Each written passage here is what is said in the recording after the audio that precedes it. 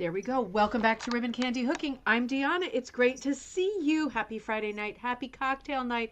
Welcome to Kirsten, who's here with us. We were having a little bit of a glitch, but we're here now, I think. Welcome to Friday night, everybody. Tonight we are going to be together. You are going to be doing the heavy lifting tonight, which is my favorite.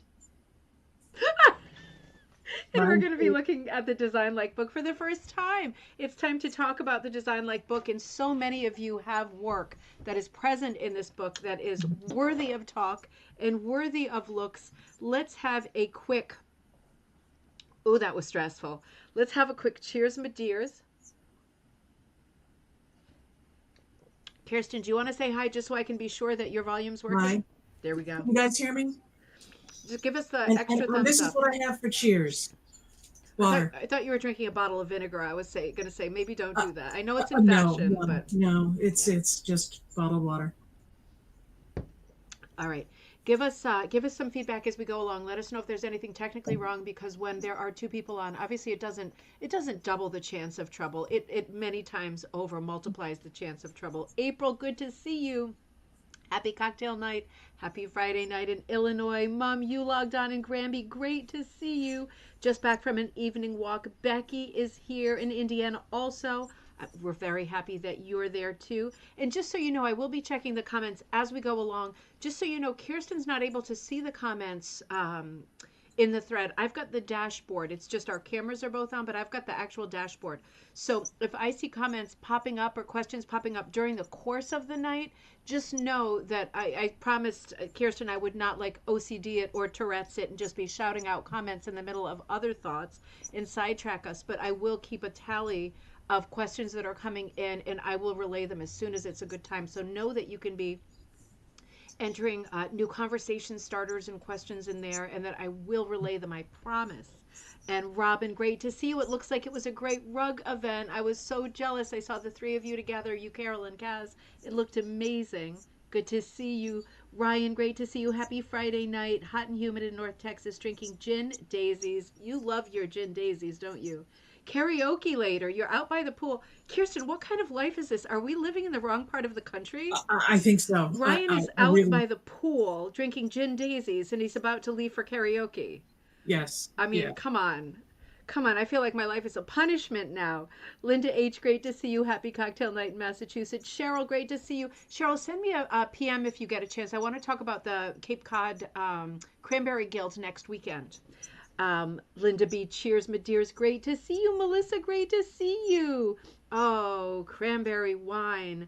Who's drinking cranberry wine? Oh, Cheryl, you're drinking cranberry wine. Well, if you live on Cape Cod, I guess you should at least try it, right? That sounds amazing. I'm jealous of that too. Linda B., so happy to share cocktail night. Me too. Great to see you. And Karen, great to see you. Happy cocktail night. Oh, all our buddies are on. Kirsten. Dave, great to see you. Ginger ale, barbecue potato chips, then Alka-Seltzer. Okay, I missed the important part. Rye with ginger ale. Okay, I was going to say, are you just fooling around tonight? But of course not. You mean business. That sounds amazing. And it's worth the Alka-Seltzer or the Tums or the Imodium or whatever happens next. I think it's well worth it. Nature Bound, great to see you. Happy Friday. Long work week. Nature Bound, you're also on the Cape, right? Also on the Cape? You're having your lasagna and your uncle's homemade wine. Ooh, that sounds exciting. Dangerous. Sounds like moonshine or something like that. I bet it's delicious. I bet it's great. Excited too. I'm excited. Cheers, my dears. Olivia, great to see you in Ireland. Cheers, my dears. Deborah, great to see you. Happy Friday night. I'm just catching up here. Let me scroll through. Catherine, great to see you. Cool and breezy in Southern California. Christine, great to see you too. I'm sorry I'm not going to make the ferry event tomorrow. It is the Connecticut Fiber Arts Festival tomorrow. So many things on the calendar, it's crazy. But let me know how it goes and take some great pictures for us. Kaz, happy cocktail night. It's rainy and cold out there. I'm sorry. All right, and Nature Bound, we will Madison. Okay. Well, let's connect later, because I really want to sort out next weekend. It is, Kirsten, next weekend is the Cranberry Guild's Biennial Rug Show in Harwich, Massachusetts. So it's all kind of dovetailing together. I have a vendor stall there, but it's a very lackluster vendor stall. It's going to be books, a little bit of wool, maybe some vintage stuff, but I don't have it in me at this moment to kill it with inventory and schlepping. I'm just I've got the war wound still on my arm. I'm not there. Jay Sams, happy Friday night from Nova Scotia. Great to see you and welcome. Judy, you just had to look up a gin daisy recipe. I'm gonna have to look it up too. I don't know that one, but it sounds amazing. I am just drinking my plain old Sauvignon Blanc, and I am getting ready for Kirsten to take over the stream You just tell tonight. me when. You just tell me when. All right, let And me then take you one think more I'm sip. doing the work. I'm not doing the work. You're doing the work. Well, it's nice to have. I mean, I love it when we do these things because it is a night without commentary and where we can just chat. And I love a good chat. So let's. Do you want to you want to preface the book, or you want me to preface the book? Well, the first question I had was why. Why did you make the book? Does that equal your preface? Let's do it that way. Let's attack Okay. that way. Okay. Barbara, great to see you. Okay, so we're talking about this book today, right? We've both got Design Like an Artist. This was published by Rug Cooking Magazine's Ampry Press. And this was like the book that if you were in the book club, they sent it out a few months ago. It came out, when did this come out? Kirsten, like, Well, like 6 weeks ago or something. oh, more than that. Wasn't it more than that? I don't remember. I don't remember. But it's been a little while. It's been a little while. Um, but, this is going to sound so typical and sloppy, but the reason I did this book was because when the last editor of Rug Cooking magazine was leaving, she had one foot, on a banana peel and the other one out the door, and she kept writing for a book project, and I was just finishing the first book project, and I was not up for another book project. I needed some sort of the equivalent of detox time. So I said no a few times, and the closer she got to leaving the job, right, and transitioning out, she kept saying, "Oh, I'd really like it if I could have a book from you as like one of these like parting things that I do that I know I've done it in my head." And I started feeling so guilty about it that I said, "Well, I don't have another book in me at this moment. I needed to catch up on the business of the business." But I thought about it here and there, and I thought, well, I already have a lot of material because we've been doing these design like classes every month for a few years. And I thought I have all of those videos that I could watch, and I have a lot of work from other people who've taken the design like classes and done beautiful work. So I probably have a lot of low hanging fruit just to pick and synthesize into the book. It could be easy.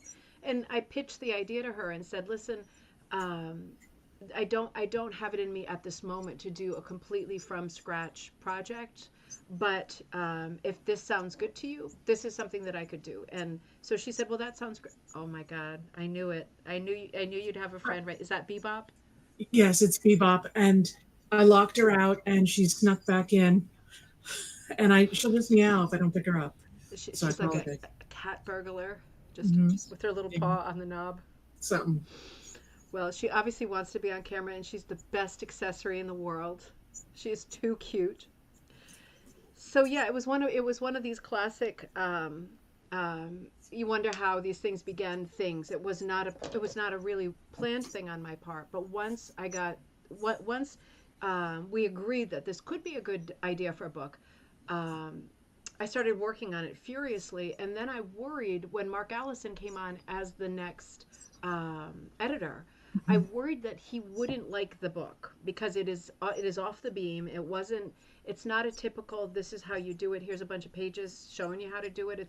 It wasn't a Mhm. typical book from their press. And I thought, oh man, I didn't even think about the possibility that he would come into the job and say, one of these kids is doing his own thing. Remember Sesame Street? And it would be like, oh, we can't use a book like this. This is very different than what we publish. But he actually loved it. He has a solid art background, and he actually loved it. So it all fell together. It all fell together nicely. Worrying about those things that never happen. It's interesting because that was all about the sort of process of the book. But in terms of the book itself, Mm. I think that the book, the same as your other book, which of course now I can't remember the name because I can't remember anything. The it seems to me like it has the same thread of ideas running through it, but like just at a different. angle Yeah. or approach to it. Yeah. And it seems to me that you had personal reasons for doing it and that there was a niche, right? And some of the best books have a combination of both of those things. Yeah. Yeah, I think you're right in that the voice is the same, not just the literal voice because it's my voice again, but I think the philosophy is the same. And I think I'm always, whether I'm doing it on purpose or not, and I don't think I'm doing it on purpose, but I think I'm always pushing the envelope a little bit because I'm always trying to push back at that school of hooking that has been the most visible. And, for such a long time, I think rug hooking ignored as a craft all of the people who were on the periphery doing different work. And that I not only want to kind of recoup that and regain that ground, but I want to be really vocal about being inclusive and making sure that people who do all kinds of work with a hook understand that this is the right craft for them, even if other people are telling them that this isn't right or that isn't right, that it's still the right craft for them. I keep trying to reframe it so that we start having conversations about this being more like making tapestries and making it just the way that you want it. And I think, in a way, with this design like series, I think one of the things that I'm trying to do is to validate the conversation and hardwire a connection between the craft of rug hooking and fine art. Because I feel like rug hooking doesn't have the pedigree that the visible pedigree that I would like to see. Right, we're still figuring out all of these sort of dead ends and cul-de-sacs and alleyways where the history is lost, right? Or when the pendulum swung and it wasn't a thing at all of those gaps in years. Rug hooking has lost continuity over its existence, and I feel like I'm trying really hard to show proof that it is valid and it is worthy. And I feel like, I have a strong art background, so I thought one of the easiest and most instinctive ways for me to sort of forge that connection is to reach into my art background and say, well, wait a minute, I have an argument for this, right? Because this artist has done this in the past, so why shouldn't we? And when you think about it, this artist did that too, so why shouldn't we? And so I feel like I was trying really hard to not um, do too much explaining, right? Like she who doth explain or protest too much, it's usually not a good thing.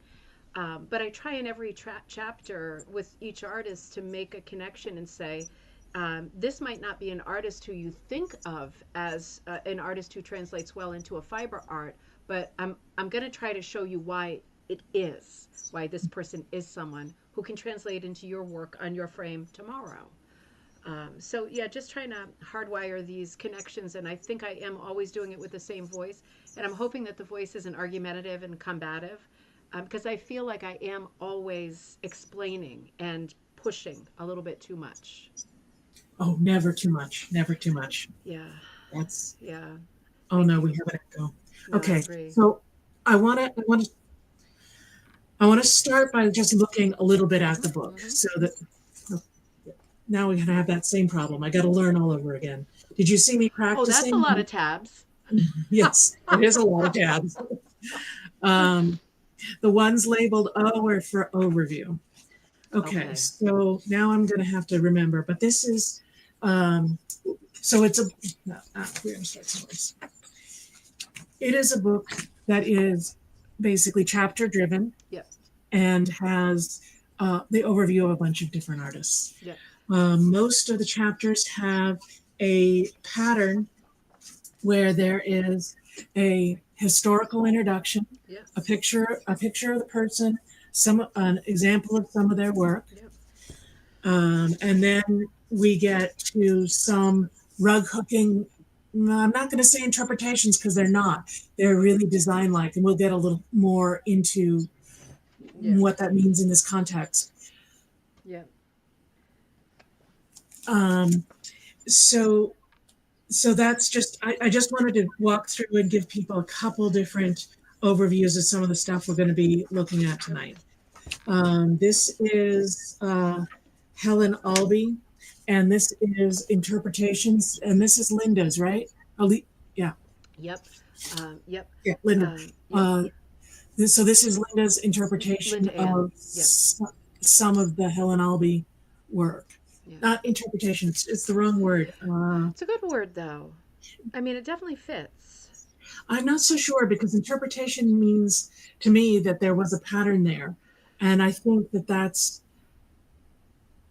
as you say, it's completely fine. And there's another text in here that is about um, coming from where the designer is coming from, understanding why those motifs are in there. Yeah. So what I'm gonna be a pig and jump in and say Mhm. yes, um, but it's always really important to, because you're one of the artists in this book, right? You're in this book Mhm. more than once. It's Yes. really important to me, and this isn't just like my mouth running. When when I send a pattern to someone like the Helen Albee, with the formula for me is I send it, and unless the person asks for specific colors or says I don't have as many colors as I'd like to and I have a vision for this, then I'll send the colors too. But otherwise I don't send the colors, you know. Mhm. And I don't, you color planned, right? Because you're very good at from beginning to end. You do like the whole process, but not everybody does, and not everybody wants to. And I don't even, I offer it as like a eventuality, you know. If you feel like you don't have the things you need, give me a shout out. But I don't want to be a control freak and send you. It's not that I don't want to send supplies with the pattern, but it's really important to me that when I send a pattern, that the pattern for a book project like this is executed in a way that also Right. reflects the maker, right? Because it's not, we can talk about color and you could reject the colors that I like and the colors that the artist likes, but it's the holy trinity here. It's not just the artist at work and then my design at work. It's the third part is the maker, and that is in my mind the most important part, because I just send a line drawing and then whoever takes that project over, they infuse it with color and mood and themselves. And that's a huge part of the book. You can't measure that and it doesn't have a shape. And I can't take credit for that part of the book at all. It's a huge part of the book. So yeah, so in other words, I think interpretation is the right word, Yes. because Yes. it's not just completing a paint by number. Everybody did something from the heart that was really Yeah, their I own. think I said it wrong because in my mind, you're setting an example and you've sort of extended that to other people. So in that case, interpretation is exactly correct. Yeah, Um, I think that your purpose is to teach people how to do the work that you had done to make the um, design to begin with, yeah, and that's the piece yeah. that I was trying to I talk like about. I like all your words. Good, I've got lots of them. Lots and lots of them. Okay, so we looked. So here's Chagall. Yeah. We're just going to do a little overview like we did before. So here's Chagall. We look at Chagall, and then there's a couple of pages, and I think Chagall. So here's Chagall and the resulting design, which is your design. Who was it hooked up by? Do you I remember? think the book is on the wrong side. This is that Chagall, or is that yeah, no, that's Chagall. Sorry, I was afraid it was Matisse for a second. Hang on. Um, I have to remind myself to. I did Chagall. Lynn Hayes. Oh, right. Your Chagall is a little bit further back. Mine is this one, and it's the one that's on the back of the book. Right. That's That's Chagall. page, Yep, yeah, page 36. yep, yep, yeah. That's it. So I did Chagall. I just plain forgot. Yeah, this was my biggie for this book, and it's featured on the back cover as well.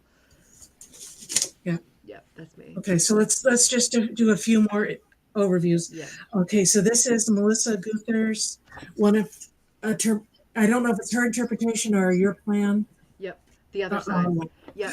oh, So it's so Melissa Gautier's on right now. No, that's hers completely. yeah, Yep. a Playing with that gorgeous. famous goldfish painting. Yep. Yeah. Just Yep. one or two more, and And then we'll go no, to I some. love it. All of these examples that you're choosing, making the point that designing like Chagall could be just using the color, using motifs that he often used, like the goldfish bowl. You know, it could be any angle that reminds you and says, "Oh, you know what that reminds me of." The whole book is about that, right? It's not about copying paintings. Oh yeah, the unicorn Right, for the tapestries. unicorn. Hmm. And Ryan's on with us as well. Ryan, I'm going to try to get your piece in focus. It's so tiny here. Oh, right, the Balderschall tapestry. It is Yeah, tiny. Yep. there And it the is. other Ryan just asked where to get the book. The link to the book is in a description for this video, but also on Ribbon Candy Hooking. It's still there, and I have it in stock for this moment. Right. So this chapter is a little different than some of the others because it's not a particular artist, Right. right? It Yep. is the sort of a collection of approaches that are the same, Yep. which you distilled into a few elements Yep. here. Yep. Uh, Yep. So that is this is Jeannie Coates. Yeah, so unusual. She did all of the color planning for this too, using the motif. There's two different sets of unicorn tapestries, right? So there's like it's confusing, but there's two completely different sets. So this design was basically like just a straight up sort of princess with a unicorn. And the unicorn tapestries that are at the I think cloisters, yeah, the cloisters in New York are the ones that have like over 1,000 plants present in each one, almost like an inventory, a huge laundry list of all of the known plants, berries, leaves, things like that. So I was trying to give an impression of that kind of lush. There's not 1,000 in there. There's just like three different kinds, but yeah, that was a different one for sure. yeah, I think Robin's on with us tonight Yeah, too. yeah. Let's Robin make did the I'll cover try to get to piece. this one. Yeah, I mean that's just crazy. The Van Gogh is just fantastic. Yeah. Yeah. And this one Okay. has a great, like, this one has a storytelling quality to it, but the thing that obviously makes it recognizable as a Van Gogh is that Starry Night. I don't think many people recognize the actual church where Van Gogh's father was a pastor, but they definitely recognize the Starry Night. So, one of the angles of the book is storytelling and talking about the person, right, the artist or the movement that we're talking about from chapter to chapter, and just bringing up stories that I think are interesting stories that renew the reader's interest in the subject or the artist. A lot of these are big names for the most part. We've heard of all of this stuff. With very few exceptions, we've heard of all of these artists, and you don't want this great body of iconic work to become stale because we see it too much at Home Goods, right, and at TJ Maxx and all over the place. So it's nice, I think, with a project like this to do a little storytelling that's a little off the beaten path and talk about things from the artist's own lives or interesting angles that make the material fresh again. Because otherwise, it's like we see a lot of Van Goghs in rug cooking, but what Robin did was something really different with the applique and all of the other elements. Right, right. Which was back to the interpretation question. Yeah. Yes. But you hit on something else which I had for a little later, but I wanted I sort of wrote this out, so let me read Yeah. it for a Yeah. second. Yep. When I first started attending the design night classes, I was surprised by all the history and I was surprised by all the background because I expected something that was a little bit more just sort of motif and composition oriented. And then I grew in the first one and all of them after to completely love it. Um, and in my mind, you're exploring the why and the conceptual development of the artist, Yeah. which is a lesson in and of itself. But it also seems to me that is, if you look across the set of them, Hmm. every artist is different. Yeah. Every artist had struggles. Yeah. Every artist started from nothing, Yeah. right? Yeah. There was absolutely nothing. Their journey was different. Uh, um, so the work is more than just sort of the shapes and the palettes, but it's the emotions, the way you talk about it. Yeah. It's the emotions, the meaning, the history, the time, the location, the stories. All of this is together, and I feel like we're 20 minutes in, and I'm going to give the sort of end, but it feels like you're trying to make it approachable, Yeah. to demystify it, Yeah. and the same time give people not tools like here's how you draw a circle, but tools like here's how to notice that there are circles Yeah. at a little bit of a higher level. And if you look across all of the different artists, you've chosen them for different reasons, but there are some repeating themes. Like there's color, life story. The source of the art is interesting, not interesting, but is talked about sometimes. And I just wondered if you saw it that way, or if, because you talked about it, like I said, really procedurally at first, but I don't think the subtext of this book in the end, when once you got to it, is procedural. No, no, no. It's like procedural is like a cold case file. No, it's the opposite. And the whole thrust, I think, of this book. You ask some good questions. I'll tell you. You make it lively. Um, the whole thrust of this book is not to celebrate the artist, right? It's to use the artist to celebrate the current rug maker, right? It's not to say I hope you can make a rug as good as this piece of art, right? It's that's the opposite from what I'm doing. It's like I hope that this whole body of art gives you enough to think on, dream on, and inspiration to do your next great piece of work, right? And not every artist will gel with every person, right? I could put the greatest sort of argument for why a particular artist is great, right? But if you're not feeling it, you're not feeling it. So it all comes back to, I think, the question of, um, I mean, I feel like I've been oversaturated with art in my life and I love it. But I mean, I'm good in a museum for 5 minutes and then I got to get out. Maybe an hour, right? But then I got to get out. It's been a lot for a long time with all the different stuff that I've studied, and it's been great, but it's been a lot. And I know years ago, this is a detour, but years ago, keep changing up my glasses. I had this idea when this was like when I was in theater school. I had this kind of crazy crisis in my head where I was thinking, what is the legacy of an artist, right? Like, what is the legacy of Van Gogh? Like, he's dead, right? He's dead. He shot himself. He changed his mind. He tried to go get help. It was too late. He died. And we keep looking at Starry Night, you know? Like, what is his legacy? We can read about him and think about him, but not very many people, for any one artist, really delve into what their lives were like and the backstory of why they might have felt the way they felt and worked the way they worked and use the iconography or the colors that they chose. I mean, most people don't think about that. They just go to a museum like the Griswold family and they, move from painting to painting and go, oh, good. It's like you're collecting things actively in your head, like Mona Lisa, check. Starry Night, check, right? And it's like it it sometimes it becomes more about the viewer. You're just collecting experiences and taking photographs, and it's not sincere, and it has nothing to do with the legacy of the artist. And it occurred to me years ago, this is when I was a student in theater. This is probably not helpful to further the conversation, but I had this idea at one point that I never developed. It was for a play, right? When I was way more into theater than I am now. And I started writing this one act that I never finished. And if anybody can finish it, or you want to steal this, not even steal. If you want to run with this idea, do it. I thought it was a great idea, but I never had time, and I'm not that into it anymore.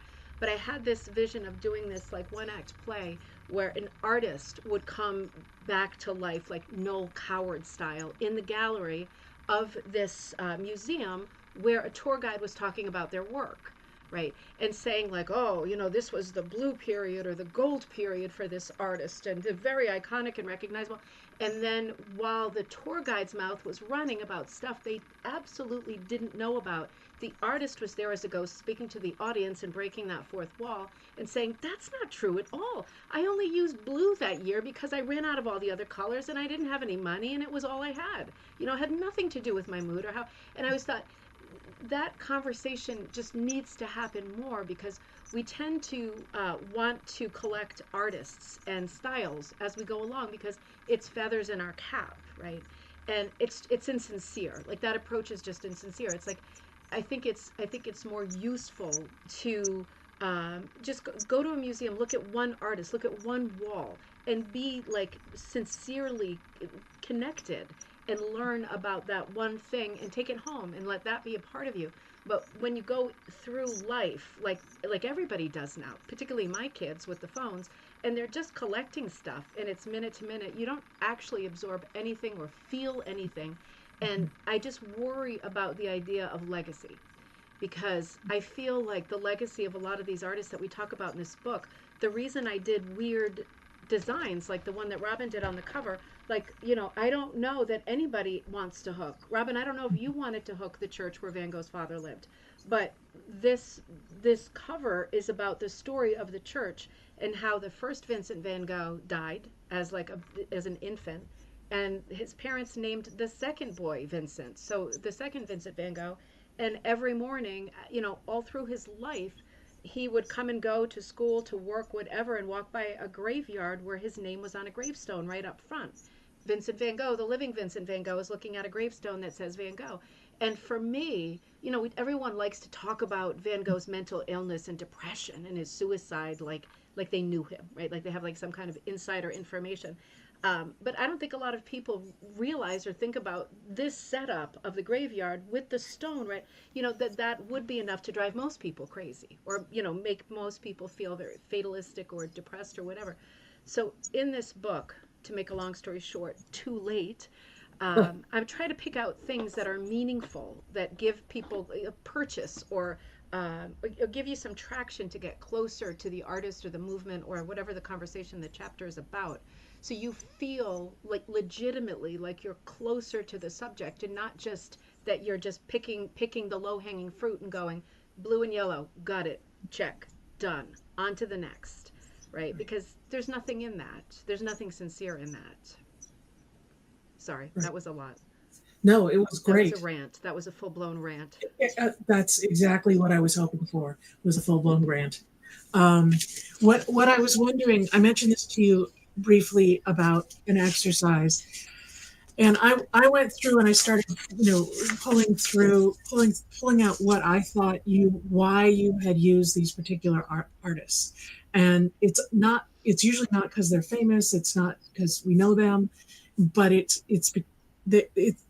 there's something to learn about, and it has to do with the moment of where we are as a development, as a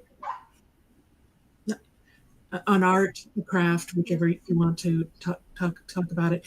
It has to do with where we are. It's very specific, and you are trying to push very specific, not push, but bring forward very specific things. I wanted to talk a little bit about color, Mm-hmm. because many of these bring color and the emotion of color.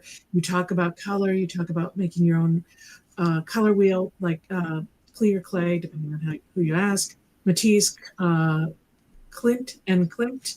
Um, those were the ones that stood out in terms of where you're talking specifically about the color. But I was wondering if it made sense to do the exercise of like one sentence, two sentence, why you chose, or what is the lesson from each of these Okay, that's people. challenging. I love it. Let's do it. Okay, Helma. Hilma af Klint. Hmm. Hilna is an underdog, right? Because she was a spiritualist, transcendental painter. And you can take it or leave it, but she did work that she believed was the compositions were achieved in a trance state. Now, that is really something. I'm not a great believer in this school of thought, but whatever got her from point A to point B, she did shockingly ahead of her time work, that is now linked to her participation in seances and other worlds. I think the story of this is more than a sentence, but I think the story of the fact that she truly believed in other worlds, and trying to find that connection between being human, like a lot of Victorian people did, in other worlds, that was very important to her, particularly when her sister died. But I think the fact that she had this moment of validation when her female partner, who was her life partner, a nurse and scientist, showed her what it looked like down a microscope, and she realized that the shapes she was seeing in the microscope were the shapes that she had been painting for decades. I think her story is uncanny in a nutshell. There are so many things about the way that it played out, and the fact that it's one of these stories where, in the end, she really had the last laugh.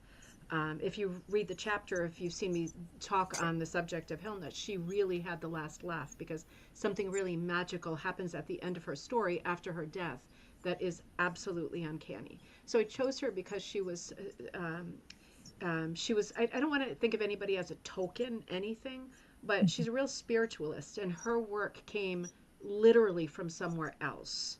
And I can't think of anyone else who I could say that about. So I really wanted her in the book. Is that why she's first, so that she disrupts the ideas of where stuff No, I might think come it's from? alphabetical for the most part. I Oh, think. I might be wrong. I never really thought about that. I submitted the manuscript off Clint, Albee, Chagall, EB. Yeah, she's just yeah, alphabetical. yeah, she's alphabetical. Yeah, Okay, she's right. She's on deck right after the introduction. okay. So, Yeah, um, Helen Helen Albee. Albee. Oh, I'm in the wrong place again. Yeah. So Helen Albee for me was an important one because I wanted to show examples in this book, right? I'm trying to legitimize rug hooking and make people aware that it does have this, that it does have pedigree, it does have a timeline.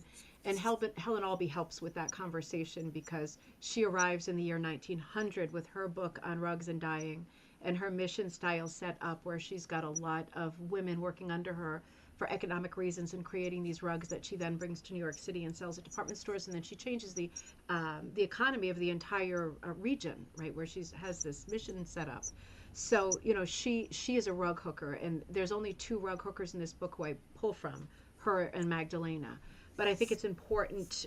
They kind of anchor. They make the blueprint for the book because it's the only two conversations in the book where we're talking about rug hooking translating into rug hooking. So more about pedigree. But in the case of Helen, she was a little bit different because if you remember from the chapter or from our conversations on Coffee Time, she was a difficult person. And she felt that the only truly artistic work had a basis in Native American design. And I mean, that was her specific taste. But she really went to war with all of her contemporaries over the argument of what is beautiful. And she said, and I use the quote in the book, that a woolly rose is a very poor example of nature. So she was very, very cynical about rug hooking in her time. So she's just a funny character that it translates easily. And I think of that chapter as somewhat of a beginner chapter Mhm. because the motifs are very simple. They're also very neutral, right? They're not particularly feminine or masculine. They're like right down the middle. So yeah, for all of those reasons, I chose her. Okay, how about Chagall? Chagall's one of my favorites, and I think him more than any other artist uses symbolism. So in our conversations about Chagall, we talk about his incredible devout faith as a Jewish person who was hideously persecuted and having to constantly leave Europe and leave his home to be safe and to survive. And him carrying not just his faith, but the idea of home for him is very strong. All of the candelabras in his paintings, right, representing like his undying faith, the light of his faith. A lot of religious undertones, but also that eternal balance beam for him between trying to live in the now and do contemporary work and being constantly haunted and visited by his old village, right, the Stettel, and the place he had to leave and could never return to. So he is a man of symbols, and his symbols are very easy to read. He doesn't shapeshift like some artists do. When he shows you a rooster, it has this, it's fertility, right, and life continuing. It's a rooster whether he does it in like 1920 or 1980. It still means the same thing. So his work is very easy to read, and it's also a good entry level for people who are approaching art for the first time because you get overwhelmed with symbols in art. It's like, oh, well, that this could mean that, but it could also mean 100 other things. Not with Chagall. He was very clear about what his work meant, and I think he's a great example. No matter what medium you're working in, he's a great example of someone who had just a small collection of symbols, but he used almost all of them in every painting. And Mhm. as rug hookers, that's important thought for us because we do a lot with symbolism. Right? We see a lot of the same motifs anyway. And I'm Mhm. just trying to, with that chapter, get people to be a bit more thoughtful about motifs they choose.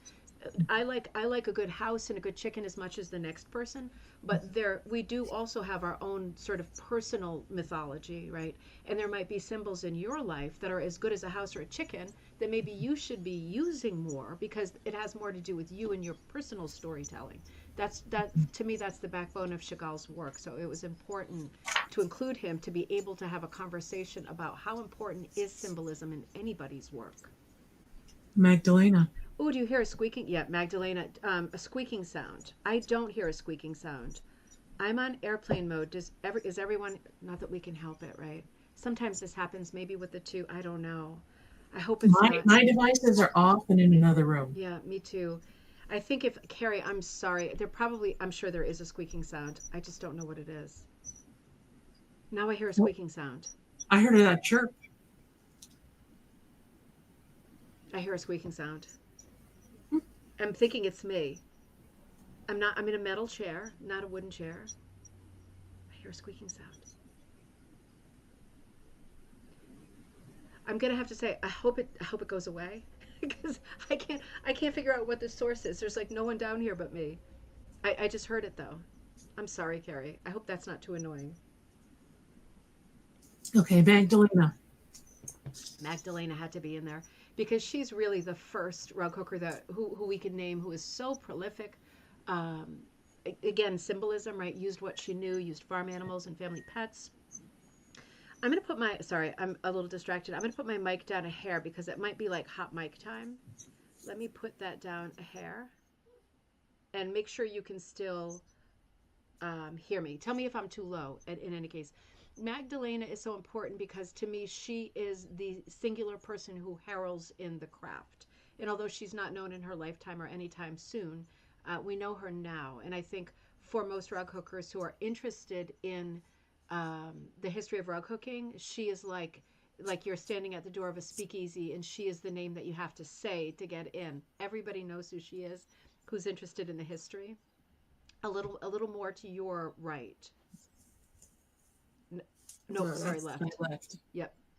Yep. So that's an original Magdalena. I have to say, I was having a bit, it's like a hamster on a wheel. Ah, oh, that's annoying. Oh, wait a minute. Let me catch up on some other comments. Hold on just a second. Let's pause for 1 second. Um, Jay Sam says, so glad you say that about color. My first rug hooking that I did, I lost the color code. So I did my. Isn't that interesting? You lost the color code like it was dictated, but you lost it and you were forced to do your own interpretation. That's a good exercise, isn't it? That's a good exercise in confidence building too, right? If you're forced to do something, that's the best way. Scruff of the neck time, right? And you worried that it wasn't proper. I found a photo after, and you liked yours better. That's a great story. That's a great winning type of a story. That's absolutely as life should be. It's Yeah.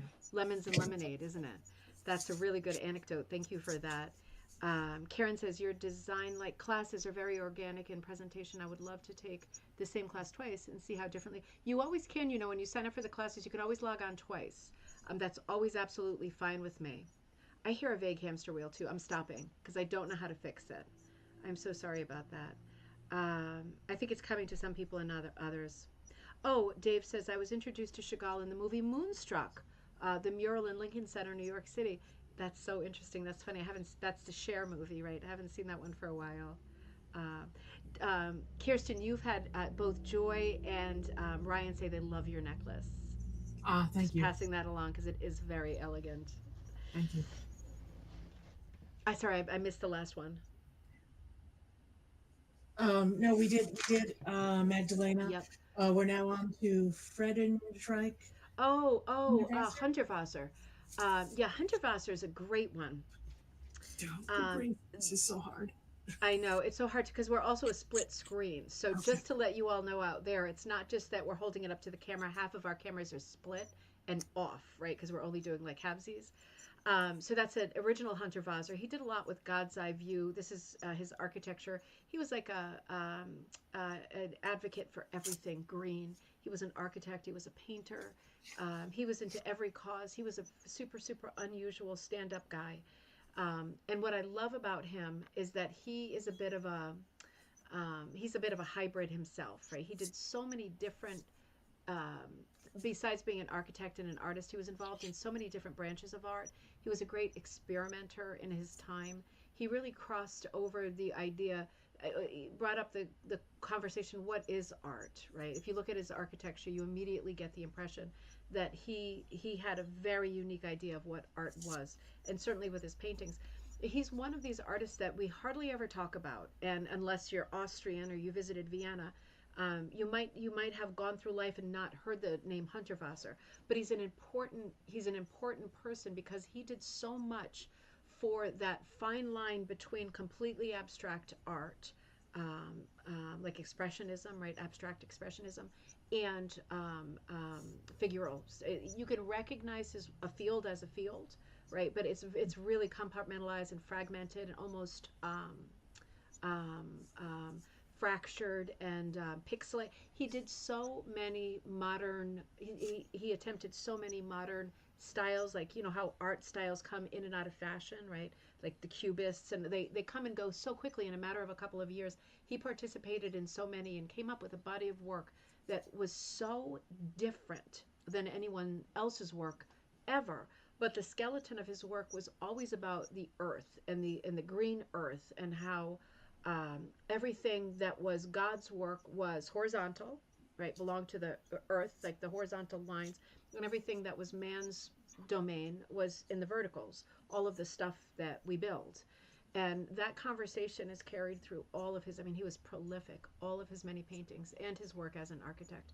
He's an interesting crossover person because he's not just a painter, and he's showing you a very specific. His view was like this of what he liked and what he believed in. Right, he listened to everything, but he had a very high road approach to the way that he lived, the way he did art. And he had messages embedded in all of his stuff. But he was a great advocate, like an early advocate of being green and preserving the earth, and was worried about emissions and food and animals and all of the things that later people were worried about. He was a very early pioneer of so many causes. And his work is really the work of an activist. So he's very different than all of the other artists in the book. Okay. Um, Paul Klee or Paul Clay? Oh, so that one's really different. I love Paul Clay, and he again is one of my favorites. But he is right around, he is right around the same time as a lot of the other artists in this book, and his work. I'm not going to say overlaps, but his work, some of Paul Clay had so many different phases, right, during his long career. Stuff like this sort of cubist, it's really not cubist work, right? None of it is like overlapping and dissecting. Everything is quite expected line wise, but it's all color theory. The thing about Paul Clay is it's confusing to study him because he had so many eras of his own work, and it becomes a question of, well, we're talking about Paul Clay, but what sort of decade are we talking about? Because his work is totally unrecognizable style wise from one era to the next of his own, within his own world. So he's a tough one because he doesn't have a style that has a lot of continuity, many phases, and they are all successful. But the thing about Paul is that he almost gave up as an artist because he felt he couldn't get color right, and he was approaching and he was entering the art scene at a time when everybody was avant-garde, and he had to be avant-garde too if he wanted to be part of the scene. And he couldn't be, he couldn't be a realist or a naturalist. It wouldn't fit where he was and when he was. So he tried very hard to be avant-garde, but the scene at that time was moving toward abstract art right across the board. Whatever moment you were into, it was still abstract art. And he felt that without being good at color, he could not approach that world of art, right? If you don't have the reality, you don't have recognizable shapes, you have to have harmonious color. And he felt he was awful at color. And he had one of these T.S. Eliot moments where he took a trip to Tunisia, and it was like a light bulb going on. The colors of the sand, the colors of the trees, the muted desert colors really spoke to him, and it made him alive to and really recognize all of the in between colors. And he became an expert on all of the in between colors. He became absolutely obsessed with figuring out, because he was a very technical worker, figuring out the math for all of these colors. How do you get to these colors, right? And he, as a result, came up with a system of color theory, which has not been sort of surpassed or or even met by any other artist or speaker or teacher to this day. His work on color theory is considered like the final word, nothing more to be said on the subject. He did a series of volumes on color theory, and he created many color wheels in his lifetime where he tried to reconcile all of these different shades and tones. And he did it in a very mathematical way that he was comfortable with. And then he attacked painting again, and he was super successful, and he became known for color. So it's Mhm. a sort of rags to riches kind of a story with him, that he had a major Achilles heel, and he was able to overcome, and excel, right, and be like the, the end all do all statement on the subject. So I just think he's a great success story, and it was important for me to have a chapter that talked mostly about color. That's your chapter, Kirsten. Mhm. And I can't think of anybody better to be like the vehicle for that chapter than Paul Klee. Mhm. Right. I was gonna segue in a little bit into that. Oh, Yeah. there's echoes back. A little bit into that because this is where some of the quotes start, I think, about color. Okay. No, it's that I feel like this piece is here also to tell us that we can make up our own color. Yes. In that I feel like we get very wrapped around the color wheel and what it is. Yeah. And you have, in many different places over the years that I've been watching you or following you or whatever, talked a lot about making your own, Yeah. right? Making your own And color wheel. you, for this piece, oh, there we go. Yeah. Oh, I love that piece. This piece, you made your own color wheel. Yeah. Yeah. It's all greens at the bottom of the gathering basket. I love that piece. I still haven't finished that piece. I was working on that, I guess, last summer. Yeah, for me, Paul Klee never put it in words like this, right? I mean, he was doing this like in the 1930s, but for me, he made color wheels that only included the colors that he was interested in at that moment, right? Only the things that worked in his life, and every time a fine artist or any artist consults the color wheel, they are confronted with the entire spectrum of colors, like the infinite number of colors. And it's like, why don't we approach color the way we do everything else in our lives? If something ain't working at that moment, you take it away, right? You don't allow it to stay and accommodate it. You take it away. So if for the moment you're having a year or a decade where you're like, color blue is not doing it for me, or the color brown is not doing it, or I don't like these five colors, then you take them off your color wheel and you evolve a color wheel that doesn't include the colors that are driving you crazy, just the others. Why shouldn't Mhm. you do that? Right? Because they all have a place on the color wheel. The center of the color wheel is where they're the darkest and most intense. On the outside is where they're the most pastel and transparent, have the least saturation, right? But if you only choose the colors you want, they still have an order, right? It still goes red, orange, yellow, green, blue, purple, but you don't have to have them all in there. You just have the ones that you like, and then you start color planning your own pieces. It's such an important conversation. Why are we still talking about the full color wheel after all these years?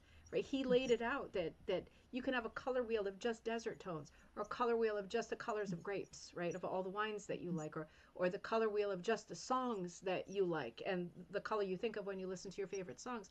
Why can't you have a color wheel of that? Why do we have to include red, orange, yellow, green, blue, purple? And it's not even the same color wheel anymore. According to my kids, there's colors in there like cyan that I never heard of until recently. So it's a moving target, right? It's a moving target. Okay, so you had an exercise in here that I was, and I know you just said this is your chapter, but I was like, well, where would one start with that? So you say, let's switch gears now. Let's think about emotions and imagine a color wheel based on feelings. And you are basically proposing that people start. Like I was like, well, where do you start? That's not how I work at all. It's like where would I start if I wanted to start this? Yeah. That's a serious question. It, Where do I start? it's well, I mean, first of all, maybe you don't start with that theme. Maybe you start with a different theme. So you don't have to start with feelings, right? That's one of so many things that you could start with. But I would start, you don't have to give it a name or a theme, right? if you're more of a technical person, and you are more of a technical person, you just start by sitting down and eliminating the colors that give you the wrong feeling, that looked at you the wrong way. You just start by eliminating them, right? And maybe if you eliminate enough colors and you say, I'm going to make a color wheel that's based on 8 colors or 10 colors or 12 colors, and they're going to be based on something that does make me happy, like my vacation last summer, Mhm. or the way I felt at Christmas when all the good records were playing and all the songs were coming out in the stores. You think of a moment that you want to connect to, that is going to help you develop and evolve your next project, even if it's a commercial pattern, right? If you're thinking, oh God, I'm going to color plan it, but how do I color plan it? You have to connect with something other than the lines on the picture. You have to connect with something else, right? And if it's something that means a lot to you, your chance of success is going to be much higher right out of the gate. So you have to make the decision to say, well, I don't have a color plan for this. Do I want to go the technical way? Do I want to take out the color wheel, and have all those, orbs turning around and see where they meet in the center? And do I want the color wheel to dictate to me what my colors should be for this piece I'm about to start? Or do I want to set out my own colors based on my vacation last summer and how I felt, because it was so much fun I can't stop thinking about it? And it's going to be different from person to person. It's a leap of faith. It's an abstract conversation. It's a bit new agey and crazy, but it is something that can work, because what I'm asking you to do is to put a layer onto the project that is a layer of like your personality and your feeling. And sometimes the best way to try to extract feeling and information from someone is to ask direct questions. And I might not be saying the right thing. So if I say, like, you make a list of your favorite songs of all time, maybe you could assign colors to those songs. But maybe that doesn't strike you, and you're thinking, yeah, I'm just not into the music that much lately. I listen to Audible books, and that's all. Or maybe I'm just not saying the right thing.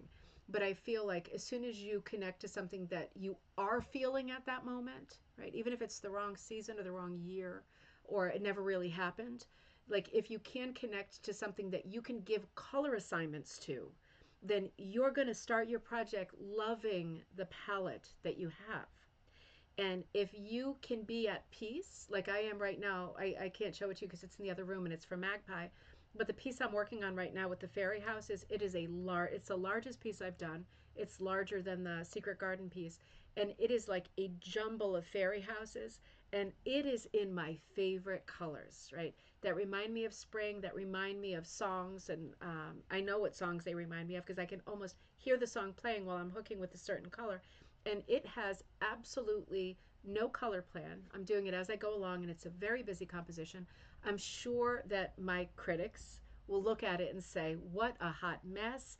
What a pig's breakfast. The contrast is not very good between the chimney and the leafy background. And it's not very good. The contrast is not very good. But the contrast is not important to me. The way that the whole thing is hooking up and looking, and when I walk by it, and I'm in the living room and I walk by it and I see it, it literally makes my heart skip 10 beats. It's like, oh, it's so good. It's the colors that I love. It's the way that I want it. I'm not paying a lot of technical attention to details, right? That would and could make it maybe the best composition ever. Maybe I would win the award for the best rug hooking composition ever, but I don't care because it's exactly the way that I want it. And if someone else ends up buying that pattern and hooking it, and maybe they do it with a black background and it has way more Sharon Smith color impact, fantastic. I'll probably be super jealous and wish I did it that way and maybe do it again. But for this moment, I'm doing it exactly the way I want it, and it's making me happy. And I have to trust that when you all see it, you might say, technically, it's not a great piece, like all of my pieces. Technically, they're not great pieces, but it has so much of me in it, right? So whether other people like it or not, honestly, I don't care that much about that. I will always love this piece, right? So it's a little bit more about the journey. It's completely about the journey, right? For me, I'm not a technical worker, and I try to respect that other people are, and I try to speak to them too. But I'm not, and I already know that I'm not. So I don't try to regroup or turn on a dime or ever pretend that I'm anything but a seat of the pants person. That's the way I like working. I do know how people work other ways, right? I have figured that out. I do know it's possible, and I can coach people and teach people who work in a different style than me, but it's not the style that I like to work in. And I'm just at a point in my life with my age and with having my arm carved up, and I'm just at a point in my life where if something does not, I think you all got here before me, right? I've seen this on Facebook a million times. If something doesn't make you happy, right, you give it a swift. But it took me, I think, longer than the average person to get there. And now that I'm there, I am firmly ensconced, and I'm just going crazy with the greens and the purples. There's really nothing in that rug but greens and purples. You just stole my next question. My next question is what's your favorite colors right now, and what have you not explored? I know we're totally on a segue from the original plan. Well, I think purple, green, pink, orange are always going to be my favorite colors. I don't think the total K facet palette. I don't think I've ever changed in that way. I never sort of fluctuate and say, oh, I'm kind of into yellow and blue. I never. It's always been purple, green, orange. So, yeah, colors that don't go well together. Okay, let's go back to the plan. Yes, let's go Gotta back. find the plan. Boy, I wish there was more wine around here. Okay, Gustav Klimt. Yes, Klimt. I have to say Klimt. I don't want to do like say anything horrible, but he's actually not one of my favorites, and I don't connect super well with his work. I love his backstory. I love that his father was a. Oh, Joss, I thought you were a person bringing me wine. Could you bring the wine bottle from the fridge? Sorry, I'll take it. I love that his father was a goldsmith, and that is the reason for the. Oh, see, Kirsten's, it's a split screen. I'm doing it with magic. Hi, Joss. How you doing? Get out of there! It's magic. I feel like I mostly chose Klimt, to be honest, because I thought other people liked Klimt, Mhm. and I like him, but I like him. I love seeing Adele and all of his favorite, famous portraits. I love the 10 years that he did gold that everyone thinks is his whole life. It was just the 10 years when his dad died. I love the backstory for him. But I feel like I know this is like a loathsome thing to say, but I feel like he was a bit of a one-trick pony. Like he got going with what he did, and he did it very, very well. But he didn't. He didn't have a lot of. For someone who had a fairly long career, there wasn't a lot of change within the career. There wasn't a lot of, and I'm big for storytelling. I'm a big sucker for storytelling. So Mhm. it's like I keep kind of holding my breath with Klimt, waiting to see. He did do a lot of florals and stuff like that, but he doesn't, for me, have the variety of a lot of other artists. In terms of being theatrical and being high impact, he's number one. Like without a doubt, he's number one. But I mostly put him in the book.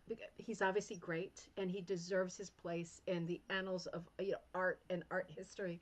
But I felt like he's a lot of people's favorites, so I was trying to do a crowd pleaser with that chapter. Okay, fair enough. Um, I actually think it's more than that because I've taken the Klimt class. I think it's deeper than that because from my perspective, Klimt also introduces um, a certain level of abstraction of shape and building shapes out of other shapes, which is fundamental. Yeah, I don't want to go too much into this because Karen and I will talk about this in the next Magpie. But Okay. the I'm going to show the kiss. This one is Yep. by Michelle Micarelli. Yep. This version. Where'd it go? There it is. A Oh, little I more. Yep. probably have it over far enough. Yep. Oh God, Yep. this is so hard. Yeah. Okay. Michelle does a lot with Klimt. I mean, she's excellent with Klimt because she Yeah. loves that blingy stuff too. Right. So my point with that, just because we needed to be looking at something, was that it's composition, it's a richness, it's a texture. It speaks a lot of his stuff, especially in the gold period, speaks like fabric speaks, Yeah. and there's something to learn there. I feel for us as artists, Yeah, I mean, as fiber I would artists. always argue that what you like the most about Klimt, I think Paul Klee does better.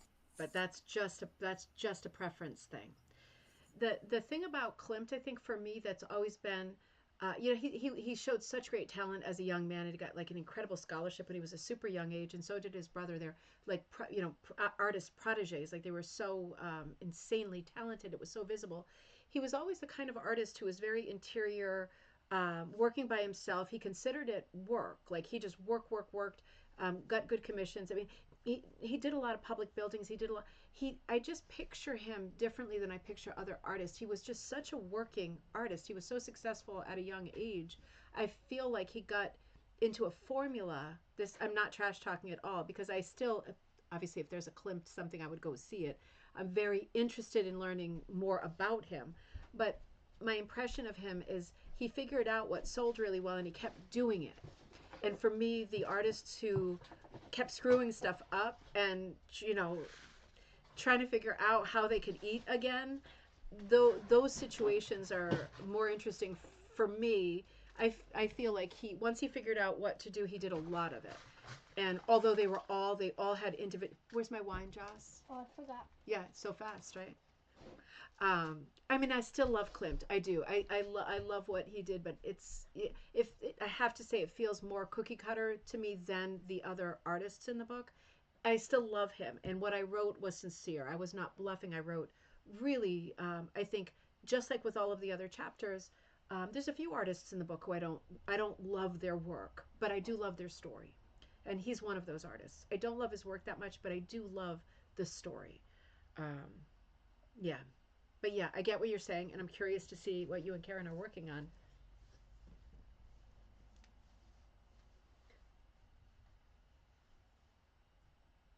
Uh oh, I lost you. Say that again. Is it one of these? Ooh, uh oh, the volume's off. Is it one of these? Yes, it's that. Um, What?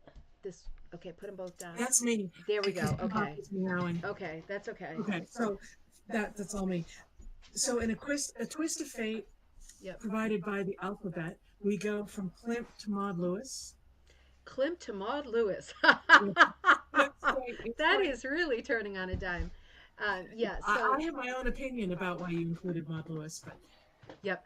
Well, Maud Lewis, it was a bit of like, for our Canadian friends, it was a bit like, here's your girl kind of a chapter.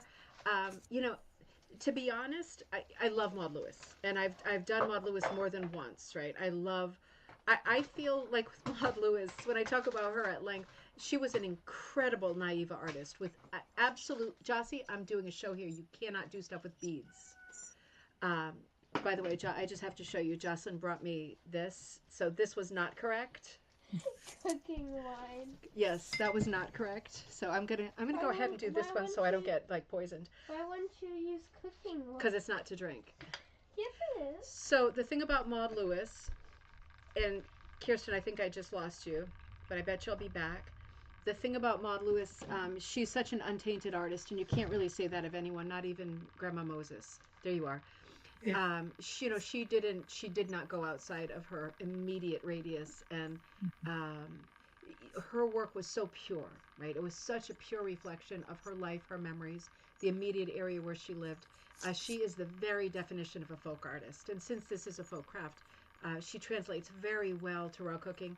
When I wrote the book, her work had become copyright free the year before, so that was a big deal too, because for people reading the book, who felt like, oh, I love the story of Maud Lewis, I love everything about her, I love her work, but I still don't feel like I'm an artist, then they know that she's one of the many artists in the book who you could just copy an image because it's copyright free.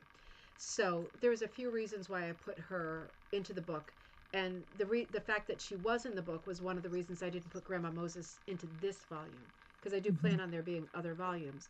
But I think two naive artists of a certain age is too much in one small book. Well, I have a different interpretation. I think she's here to show us simplicity, and that it doesn't take a fancy degree. It doesn't take having been to a museum. Her work is wonderful. It's approachable. Yeah. It's about the stories of her life. You had a quote here, which I think says it all. That is, I paint all from memory. I don't copy much because I don't go nowhere. I just make my own designs up. Yeah. sounds like my grandmother talking when she talks like that. Yeah. Yeah, you know, yes, yes to all of that, but so is Magdalena, right? I think the thing that is charming about Maud Lewis, and I'm going to say it, is that it's quite bad. I'm going to say it. I'm sorry, Canadian fans. It is quite bad. It's very naive, right? And we have it at this point in time developed a great understanding and a softness in our hearts for naive art, for untrained art. And her work is way, way at the top of that conversation. But at first glance, it's quite bad. And I think, unlike Magdalena, Maud was she was more ambitious, right? Magdalena is just fitting a bunch of, I don't mean just, but Magdalena is essentially putting a bunch of animals around a lollipop tree or some lamb's tongues and filling in the area in a way that makes logical space sense. She's got a great instinct and intuition about how things fit together. She's trying to get some balance going, but it's very, very basic composition. When we get to Maud, she's another untrained artist who has not seen much, right? Because she don't go nowhere. Hmm. So, I mean, she's got this limited lens that she's using for her backbone, her perspective. And but she is more ambitious, right? She's trying to sell, number one, and she's trying to do work that has a horizon line, that has a perspective, that has deer in the background or houses in the background and a different story, maybe skaters on a pond in the foreground. She is way more ambitious. So it's an apples and oranges thing because her approach, her background, and the success of her style, I think, is similar to Magdalena in terms of them both being. This is also going to sound controversial, but them both being naive, completely untrained artists who happened to be successful, right? Because their work has a certain charm. It's not good, but it has a certain charm. And that's all you need, right? That's all you, whether you know about art, care about the rules, if someone's work speaks to you, that's the whole story. There is nothing else. Right. And Maud falls squarely into that category because I think for people who either are Canadian or have traveled up that way, the whole feeling that they get from being in that part of the world, Maud captured that perfectly.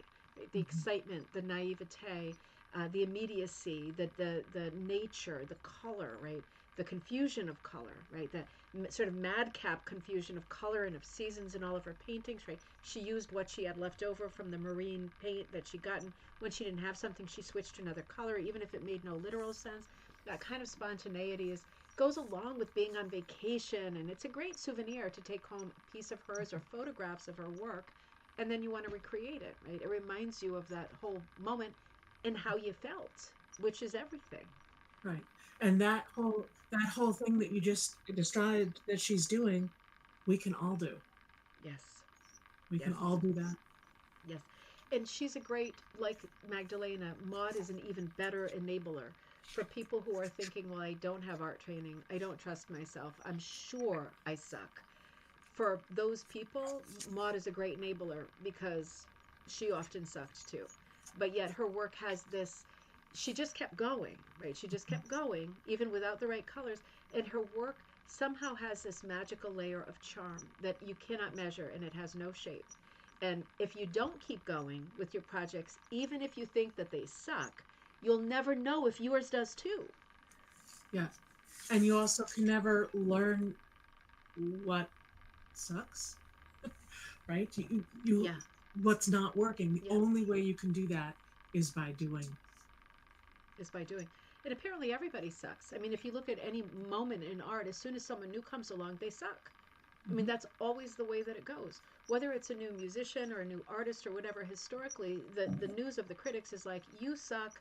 And then that person is at that crossroads where they either keep going, right? Maybe they take a different road. Maybe they switch gears. Maybe they go backward for 10 years and then work up the nerve to come forward again. But everybody hits that weird crossroads. And usually it's you yourself who's doing it, who's placing yourself at that place on the map where you're at that weird crossroads and you go, I don't think I'm cut out for this. I'm just not that good, right? And that's a great way to not have to do it, right? And with crafts, you don't have to do it. If you're at work, you kind of have to do it, right? You have to keep going. But at home, we know that we have that get out of jail free card. We don't have to keep going if a project isn't working out that well. Well, Maud Lewis is a great example that even if you think things are not going well, you really should keep going, right? Keep going and maybe do 100 more. And then you'll realize that you did have a style all along. People will start celebrating you, hopefully before you're dead. So yeah, it's a success story. It's a weird success story. Yeah. I actually was meaning it. I completely agree with everything you said, but I meant my comment more about how you learn, Yeah, just on the moment to moment, that if you aren't doing it, you aren't learning, yeah, right? that's true. So you just gotta go. It's Okay, true. so that brings us to Henry Matisse. Oh, Matisse. Yeah, Matisse isn't that is a perfect example of what we were just talking about because I mean Matisse had this wonderful, full, successful career as a painter. Right, he painted the most extraordinary things, beautiful patternist. Right, very flat. His work translates also very well to rug hooking. Right, and this is something I considered for every chapter because his work is very flat. Right, so he's very pattern driven, and for that reason, his work translates very well to what we do as fabric artists. But what I really like about Matisse is not just that his patterns will work well for you, because some of them are copyright free depending on the age of them. Right, 1928 and behind. We're in 2024 right now. 1928 and earlier, copyright free. Everything forward, not. So the thing about Matisse that really stands out is that he was such a prolific and amazing artist. He felt his way, right? He felt his way with love, not with success, right? More in the style of Klimt.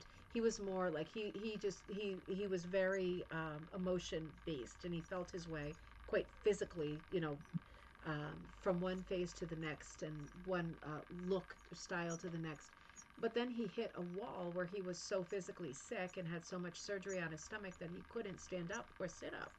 I mean, he could barely sit up. And he started the second phase of his life, which was doing art with painted pieces of paper that were cut for him by his helpers. He began his collage, phase of his life. It was at the end of his life, but it was a long period where he only did collage work from pieces that were painted in colors that he chose and cut out by people who had the motor skills to cut out, and then he was piecing collages together. And I think he's another one of these stories that's like, even when your back is up against the wall and you have nothing left and you are crawling on your hands and knees and dragging yourselves by the fingernails, there's still 100 different things that you could do, right? Right, right.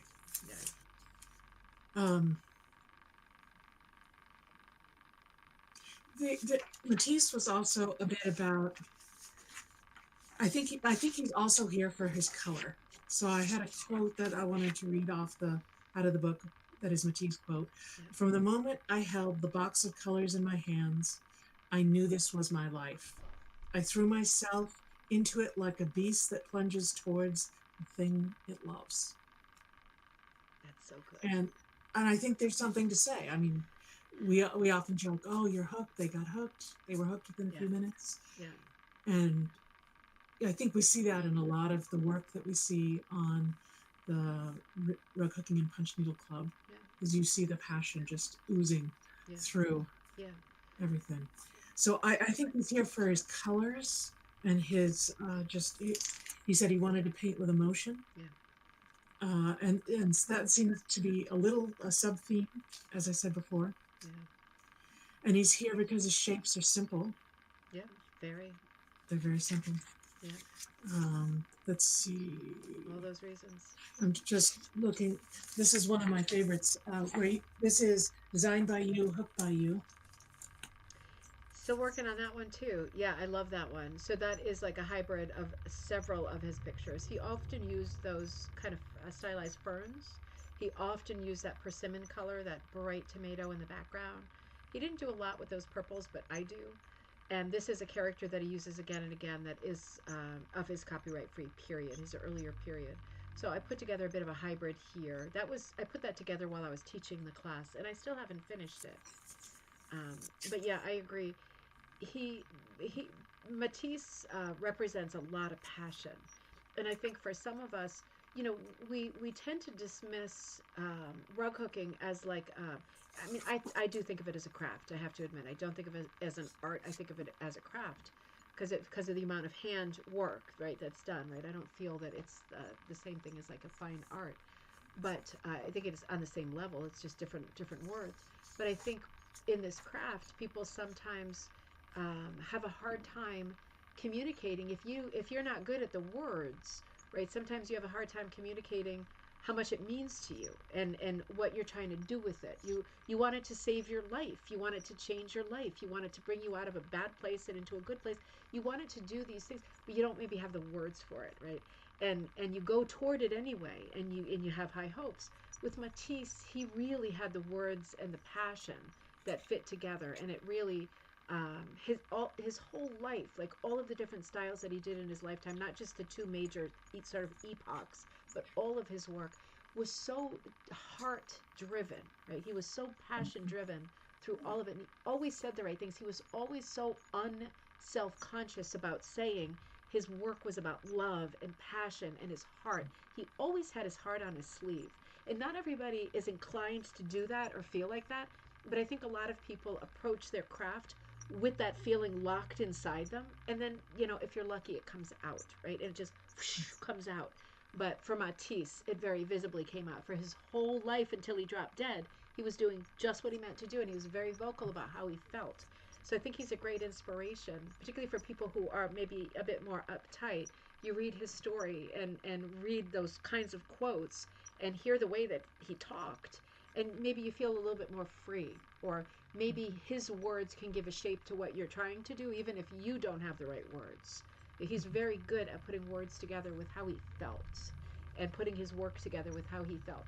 You don't have to be good at that, but I think he's very inspirational because he was very good at that. Okay. The next one is Ami Phillips. Yeah, so that was a bit of a departure. That one was a bit of a personal edition for me because my heart is always in very early American art. That's my special area of knowledge and expertise.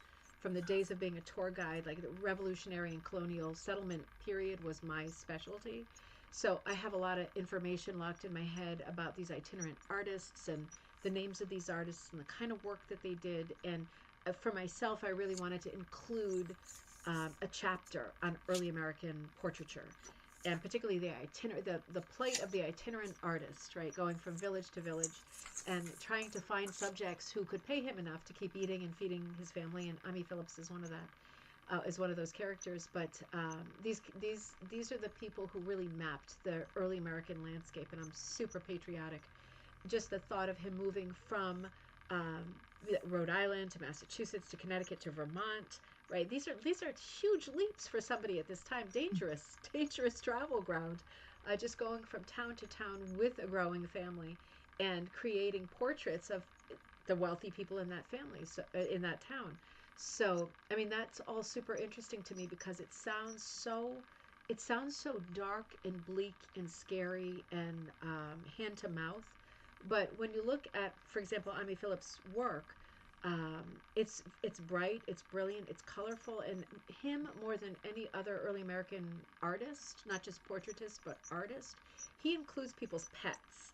Like you occasionally see a pet in an early American portrait, but he always included pets. Sometimes he's got three, four, five dogs, cats, all in the mix. And it humanizes it for me, right? That period of history that was very dark, very scary, very dangerous.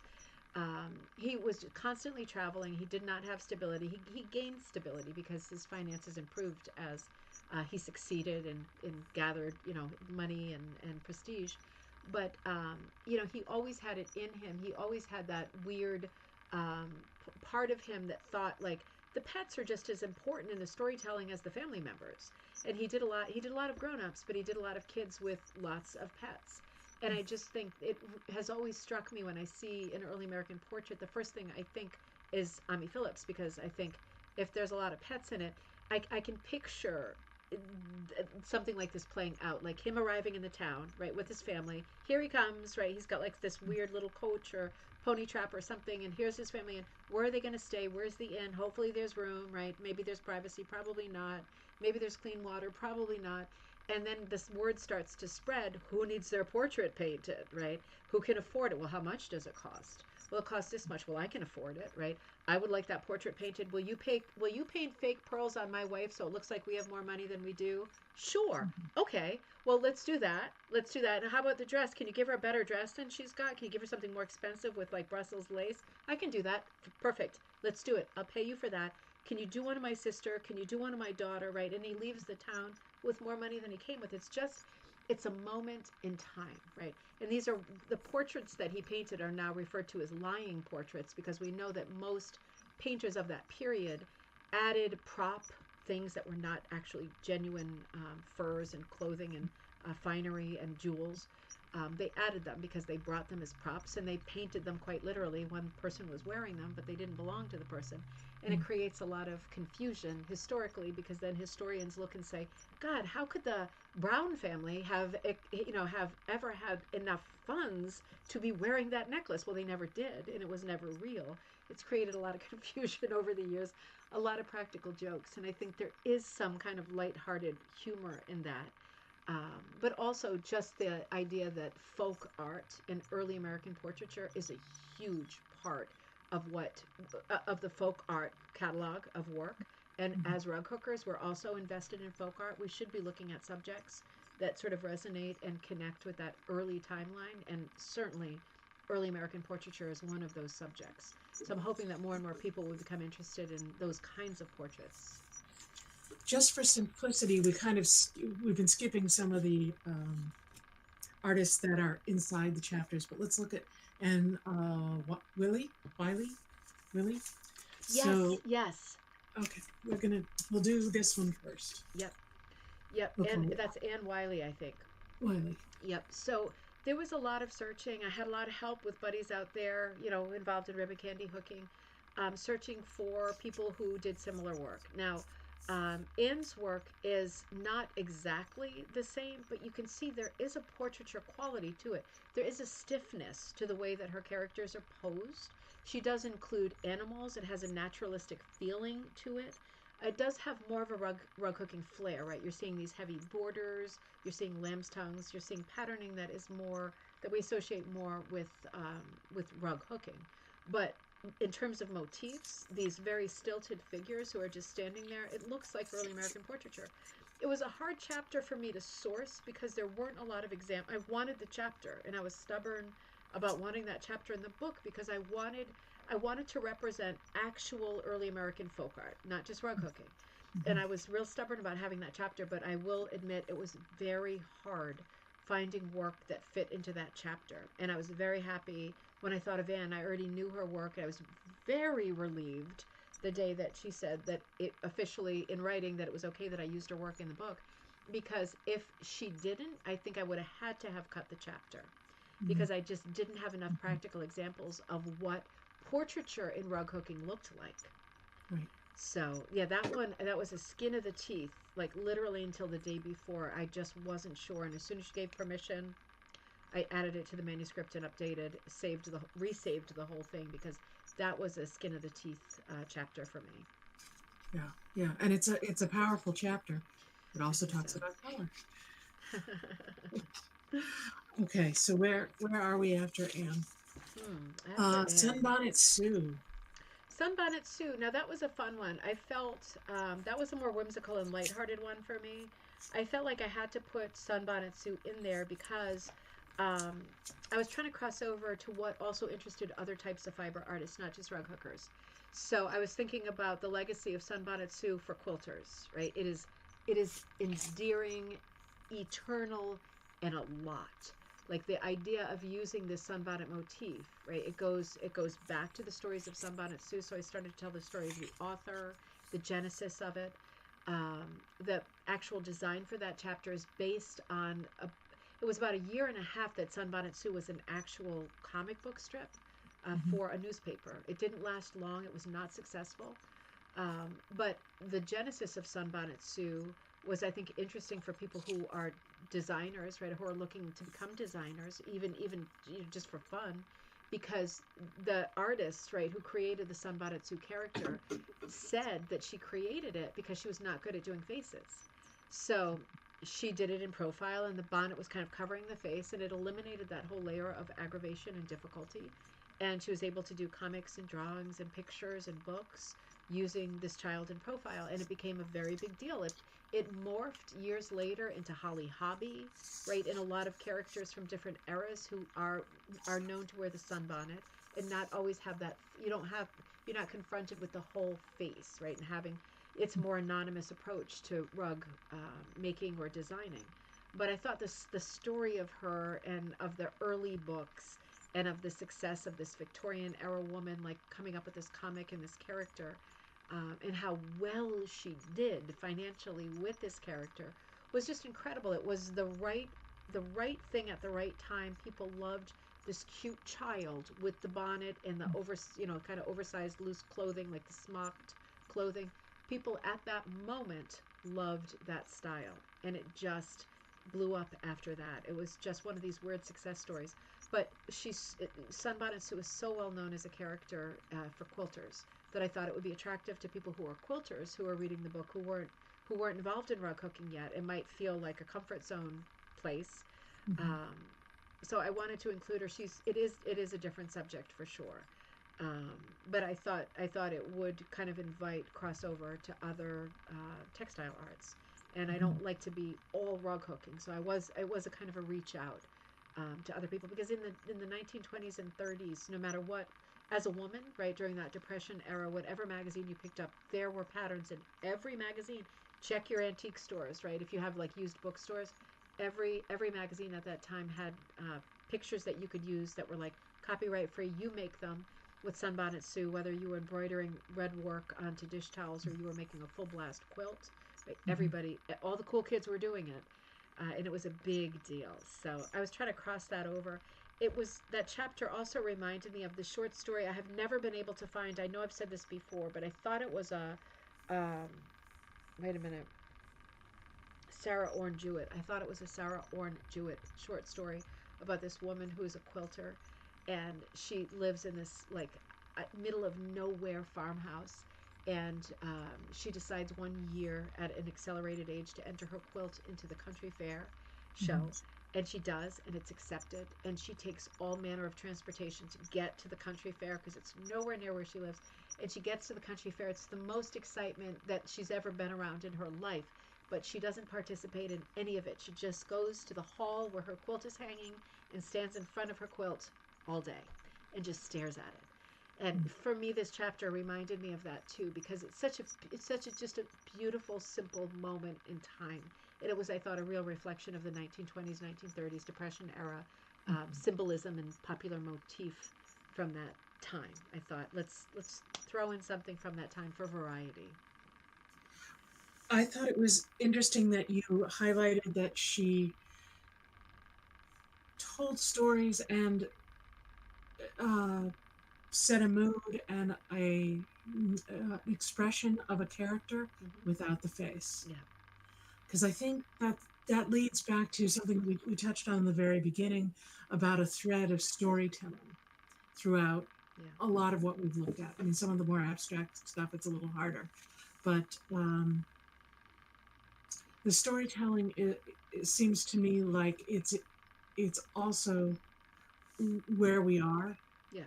as we are very focused on storytelling as a hobby / art. We can, if we have time, maybe we can play around in that area a little bit, but that's what I liked about it. And I thought you took that, and I'm not going to show this because I'm trying not to show everything, which we could easily do in this conversation, obviously. You took that to an interesting conclusion of beginning to play using Sunbonnet Sue, of all characters, time in a story, right? Because Yeah. you have a sort of cartoon, not cartoon only in the series of, oh, sorry, I'm too far away, No, you're a good. series of pictures Yeah. in that way of telling a story, which I thought was really interesting parallel to put those two things together. I agree. And now that you say that, it reminds me of this moment. It was a few years ago. Maybe it still goes on. I don't look at a lot of social media anymore. But you remember there was a time not that long ago where it was very popular for people to take something with them and photograph it in a lot of different places. For example, like here's the top to my wine bottle. Like I take it with me on a trip to Europe, and here it is in the window, and there's the French countryside outside of it, and I take a photo and I post it on social media, and here it is. I'm holding it up in front of the Eiffel Tower, and here I am at the Grand Canal in Venice, and here's the bottle cap. People were doing that in social media all over the place, and it is the story of Bonnet Sue, and they didn't know it because with those Bonnet Sue stories, the author had Bonnet Sue in like all of these different countries, traveling to all these different places, and it was basically this weird paper doll side view who just was in a different country. And the only reason you knew it was a different country because there was a windmill out the window instead of, I don't know, a skyscraper. But it was the same exact thing. It's just history repeating itself. It's a very flat way of illustrating or storytelling. But Sunbonnet Sue is just a vehicle for saying, I was here. Right. She's nothing beyond that. We'd have no idea what her personality, her identity, or what her physical person looks like. It's just that she was there. Right. She was there in the for the domestic episodes, like in the barnyard when the chickens were born, she was there, and there's all the chicks. And then she was there when the horse ran away and broke through the gate. She was there. And then in other books, she was there in the Netherlands, and she saw the flower fields and the windmills. She was just there. It's a weird conversation, but it's a very static character without features, very easy to do. But she's a bit of a placeholder for anybody, and it's a bit of a mysterious chapter. You could bring that conversation to a lot of different conclusions, but at the very least, she's an easy character to hook. Yes. Yes, she certainly is. She is. Okay, tapestries. Tapestries, The unicorn unicorn tapestries. tapestries. We touched on them already. Yeah, yeah. It was important for me with the first book to get away from the idea of rug hooking and making rugs for the floor. And I was trying to hardwire that conversation between hooked art and fine art, right? Other kinds of fiber art that are considered more fine art, considered more serious. So it brought me to the tapestry, and I thought, well, hey, if we're going to do the tapestry, let's do like the mother of all. Let's do the unicorn tapestries. And then I thought, well, let's acknowledge that there's two different sets of unicorn tapestries, right? And they have different symbolism between them. But I focused on the set that is currently in New York at the cloisters, and the symbolism that was the fact that it was so old, right? And there's still the same symbolism, like the tapestries represent the senses, like sight, hearing, smell, right? It's very particular what they're illustrating in the unicorn tapestries. But I thought for us, yeah, in that unicorn tapestry, right, the unicorn in captivity, that is one of the most misunderstood pieces of art of all time because it looks like the unicorn has been captured and trapped, right? He's got like a sort of harness style neck thing on collar, right? But if you look closely at the piece, that's a pomegranate tree above him, and it's not blood that's dripping from him, right? Because there's no signs of any wounds or injuries. It's the pomegranate juice that's dripping on him, and pomegranates are a sign of fertility and life continuing. So the idea of him being inside of the small enclosure is like an oxymoron. But the tapestry is actually a conversation about life continuing and immortality, because also the unicorn horn represents the cure to basically everything. In mythology, if you can get the medicine from the horn of the unicorn, you can cure anything, right? So the fact that he has been corralled, right, means that for people, that unlocks all of these mysteries and possibilities and eventualities. But it's not about chopping an animal, killing an animal, and the animal's bleeding. It's absolutely the opposite.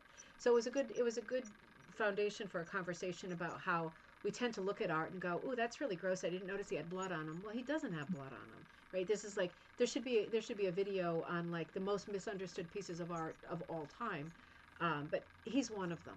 And I just wanted to do something with tapestry and there was a different chapter I wanted to do in place of this one, and I didn't have it ready at the time that I had to submit the book. So it was like one or the other. But I ended up going with the unicorn because I had all of it in place and it was written and everything was already done. But I really wanted to include a chapter that was about fine art tapestries, and I wanted to make that conversation where people go, okay, well, hook drugs are tapestries, right? It's kind of the same thing. It is exactly the same thing, right? This one is medieval, but yours isn't. So get going. Okay, Vincent Van Gogh. Oh, okay. Yeah, he's another one that I think is a great crowd pleaser. So I went ahead and did him. I'm so personally oversaturated with Vincent van Gogh because I lived in the Netherlands for so long, and we don't, in the Netherlands they don't talk about him continually, but I went to the museum, repeatedly, and I love the stories. I love the storytelling. The thing that I don't like about Van Gogh, I love Van Gogh, but the thing I don't like I feel like his story has been hijacked. Right? It's like maybe it's the Starry, Starry Night, like that song. Like I love the song. I love all of the lore that goes with Van Gogh, but I feel that the conversation about mental illness for someone who's been so depressed and for so much of my life and had so many problems in that area, it's not a lighthearted conversation, and it still makes me uneasy to think about him and talk about him. But I feel like the more I researched him for this project, I felt closer to him. I felt like I understood him more, and his work made more sense. Right? There's so many things that he did that were violent and self-destructive before killing himself that are hard to read and hard to think about and picture and absorb. But learning more about him in the writing of the book has made me like him more because he's one of these artists who's so iconic that I think a lot of us have been oversaturated with his work over the years. And there's nothing worse than being oversaturated. It's better to approach an artist like it's all fresh and new again and to have your own impressions without having an expectation or having part of the story, in your memory. You feel like by rote, you should be able to recite certain, details of his life and his misery and whatever. He's one of those artists. And I was reluctant to put him in because I thought it's kind of all been said. But when I researched the class and then was writing the article for, I actually used the class as the basis for the article to be able to write the article. Um, the more I researched him, the more I liked him because until that point, pictured him as a bunch of starry nights. A bunch of starry nights, a bunch of miserable scenes. I knew he was an ornery character. He was Dutch. How could it miss, right?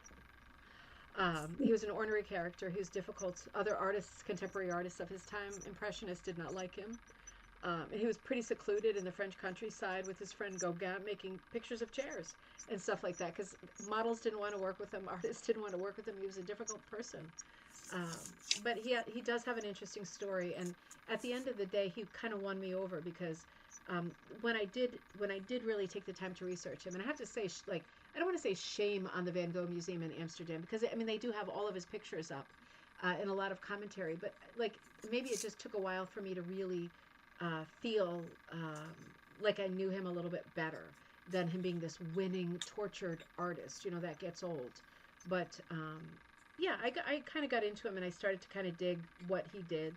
Um, when I was working on the book, and the more I got into the stories of his life and like the little dead ends and stuff, no pun intended, the more I could relate to him, and the more I felt like a bit closer to him because I felt very far away from him. He's like a rock star, he's like a rock star on a stage. And you see his work, it's like, ooh, everyone's crowding around the Van Gogh at the museum, and you back it up because it's like, I'm not going to stand here an extra 45 minutes to look at a Van Gogh. But a little bit more time and thought. That's what this whole book is about, right? Like, that's what these classes are about. It's like when I approach something new, I take a lot of time to study it. It's not like, oh, it's only a 2 hour class. Why am I paying for two? Why am I paying $45 for a 2 hour class? Well, it's a 2 hour class that took me days, weeks, months, years to research all in, and I'm kind of putting everything together in a crucible, burning it down, making it accessible, fun, approachable, meaningful, right? And it takes a lot of time to get from point A to point B. For Van Gogh, for me, took a really long time because he was on such a high pedestal to begin with. It took a lot of work and time to bring him down off the pedestal to be able to actually look at him, Right, right, if you see what I mean. right, and see past the glamour. Yeah, like Klimt. Yeah. The thing I had for closing, which I think I said earlier, but it struck. Let me get back in the camera. It strikes me again, just to sort of wrap back up, that the subtext of the book is to make things accessible, approachable, not easy, because this is not easy. Doing your own design work is not necessarily easy, but it's not hard. Yeah, At the same time, it's not, maybe it's that it's not scary yeah, to just do it. And whatever it is that you bring to that table, you have everything you need because you have a coffee cup or a bed or a chair or some symbols that mean something to you, Yeah. and that it's that these are real people. We are real people, and they have their joys and tragedies, and we have our joys and tragedies. Yeah. Yeah. We're That's all the that's same. so- yeah. All the same. Yeah, and I mean, and especially for people who don't want to design their own stuff, right? And they just love certain artists, and maybe it helps time wise for to have somebody like me say, when we think of this artist, this is really what we're talking about. If you think about it, this is what we're talking about, right? We're not talking about this shapeless body of work, right, with all of this fancy art history stuff. No, this is what we're talking about. We're talking about they do this, they do this, they do this. And even if you're someone who's like, I'm about to hook a picture of still life with like a duck and like some flowers in a basket or whatever, but I love Van Gogh and I want to do it in Van Gogh colors, you're still using the same, you're using it to its fullest, right? Whether you want to design or not, you're still taking 100% of the book, the way that it's meant, the way that it's intended. It doesn't mean you have to design from scratch. It means that you're sort of gaining or gathering knowledge, right, in tidbit form, in nugget form, about all these different subjects, and now you have it, right? I had it. I figured it out. I thought about the sort of synthesis of each artist was, what the point was, right? And I put it into the chapters of the book, in small doses, and now you read it, and now it's yours, and you Mhm. can say, well, yeah, now that I think about it, yeah, I didn't know that I really liked Klimt, but I like that he does the face is really realistic and he does everything else like mosaic-y, all fragmented and chopped up. And yeah, I have a commercial pattern. I'm not a designer, but I have a commercial pattern. I think I'm going to try to do that. Like do one part of it realistic and do the rest of it all broken up. Then you have used the book and you have done exactly what I hoped that you would do with the book, whether you ever draw a line or not. Right. Right. Right. Thank you. Yeah, thank you. Do we want to take a moment to see if there's comments or questions, and then Yeah. we can Yeah, let me go do back a like little the what's bit. next stuff? Yeah, there were a few questions that came. I saw some questions come up. Hold on one second. Let me see. Barbara said a while back, personal color wheel found that happening with month of roses. Okay, yep, that was March. There were many pinks and corals. How to make multiple pieces different when working with the same core colors. That is a conversation about the color wheel. That is a conversation about stretching the color wheel. That's a conversation I love to have, right? As soon as you get away from the idea that there is one kind of color wheel and you go to a color wheel that's only pinks and corals, you'll be amazed at how many pinks and corals there are. And once you have figured out a way to order them, if you're a technical person, then you are going to be able to do the most extraordinary work with flowers and month of roses or any of those compositions, because you fully appreciate and understand how many of each thing there is, right? You could get the same exercise in a practical sense by going to the hardware store and looking at all of, for example, the colors of pink or coral they have. It's limitless. And you think, how does this coral have green in it? How does this coral have blue in it? But it does, right? And your eye gets used to reading that. It's a different language. And it's a language that everybody can read. It just takes a little time to slot it into place. Karen says, don't you think rug hooking is its own form of therapy? I totally do. What do you think, Kirsten? Oh yeah, Yeah, I totally do. absolutely. Yeah, I absolutely do. And I think it's different each time, right? So, like all these conversations we're having, all moving targets, it's different each time from project to project. There are some times when maybe you lean more on the technical side of things for whatever reason. Maybe you're in a hurry or you have a real vision for how it looks, or there's a deadline or an expectation and you feel back against the wall. You get into a different mode or a different gear to get it done. And then there's another project that you picked up that you started 5 years ago and you only work on it in the month of April, right? Like who knows? And for whatever reason, that evolves organically in its own way, and you don't know why, and you don't have to know why. All of the projects that we do, everything that we pick up, it should be therapy in that it's relaxing, it's enjoying it, you're enjoying it, doing it, you're making yourself feel better, and for some reason, in some way, feeling better means that you get better at it, but not for everybody.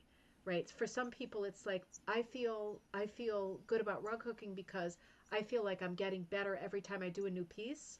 I kind of don't feel like that. I have to admit, there's no right way or wrong way. For some people, they're like, more experience, I'm getting better. It's relaxing because I feel like I'm achieving something. For me, the more I do rug hooking, the more I think, screw it. I'm going to do it my way. It's going to be my way or the highway. I'm not playing by the rules. I feel Mhm. less and less like playing by the rules with every new piece I do. But for each of us, it's different. And it's only therapy if it's fun, right? If you feel like you're stressing yourself out, you're not doing it the right way and you better stop. Put it aside, get something else and go back to that when you have a better feeling about it, because it's supposed to be therapy. It's supposed to be for fun. Um, Jay Sam's, that's why I like watching your videos. Oh, thank you. I connect to those who fly by the seat of their pants. Yep, that is a good way to. It's a good way to ride. Deborah says I can see the colors in my house in rugs I've done when I look around. I never realized that until now. Mhm. Isn't that interesting? Because Yeah. we all have our own color palette. And you were saying earlier, Kirsten, like you were basically saying, what are the words for that? How do you Mhm. name that? You were looking for the right words. Sometimes there aren't words for that, right? You just notice and it clicks. You don't have to assign words to anything in this world. It can all be mumbo jumbo. As long as it means something to you and you understand your progress and what you mean to do, it doesn't matter what the words are. But Deborah, you probably have a very clear color palette happening because it's colors that you like. And sometimes you don't notice that you surround yourself and wear colors that you like, and you don't notice that until you start looking for it. And oh, I love the simplicity of Maud Lewis, also, but mostly love her story. Of course, being from Nova Scotia, I'm a little biased, understandable. Judy says, I feel like her work, I think we're talking about Maud Lewis, filled in a need for her. She wasn't trying to engage with art. Absolutely. Totally agree with that. This is fascinating. April said, Flat Stanley. Flat Stanley. You know that character from children's books? He's flat. He like fits under doors. He's like a two dimension. He's like a two-dimensional character. I like that. I like that reference. Judy says, "Can I say how lovely it is that you have Bonnet Sue, and Van Gogh in the same book? Way to level out the playing field." Thank you, Judy. That's funny. Yeah, they are about as far apart as you can get, right? And I think we're caught up on comments, Kirsten. Okay. Well, that's a good segue into, you kind of hinted that maybe there's a number two of this. Yeah, there's I know definitely number that two. you're ramping up Magpie Times. Yes. I'm interested in whatever you can share about anything else you're working on. Okay. So I have been working on number two. Number two is pretty much written. And a lot of people have already put in pieces for number two, and we already know who the artists are. For those of you who submitted for the first one, I have to be honest and say, while this conversation was all true and all useful, one of the reasons why a lot of you don't know the people, well, Kirsten, you do, but a lot of people don't know the people who aren't in this book. And the main reason that I cut artists out of this book was not a sort of clash of styles or redundancy, like in terms of style, but it was because of the fact that in this day and age, everything is copyrighted, right? So even if the artist is out of copyright, if a company like Getty Images has bought the images for all of an artist's work who is long dead and so is their family and they are out of copyright, but Getty Images owns all of the images, then we're talking about $380 per photograph for use for this book. So this just to let you know, this is not a money project for me. This is a fun project for me. This is something that we can do together. This is not a money project, so I can't be putting like thousands and thousands of dollars in copyright stuff into it. It's very very hard because it's surprising how many artists have been bought up. This is a new internet, a 2024 thing. How many artists have been bought up by companies who are just kind of disgusting vultures who buy up art and the rights to art, and then there are no images, not even photographic images of some artists to use in an academic work like a book. And this is the reality of what I was dealing with. So when I got to certain artists, there were quite a few artists who I had the chapter written, I had the piece done, I was ready to go with the chapter, and I could not find enough photographs or images to accompany the work in the chapter to be able to actually use it in the book.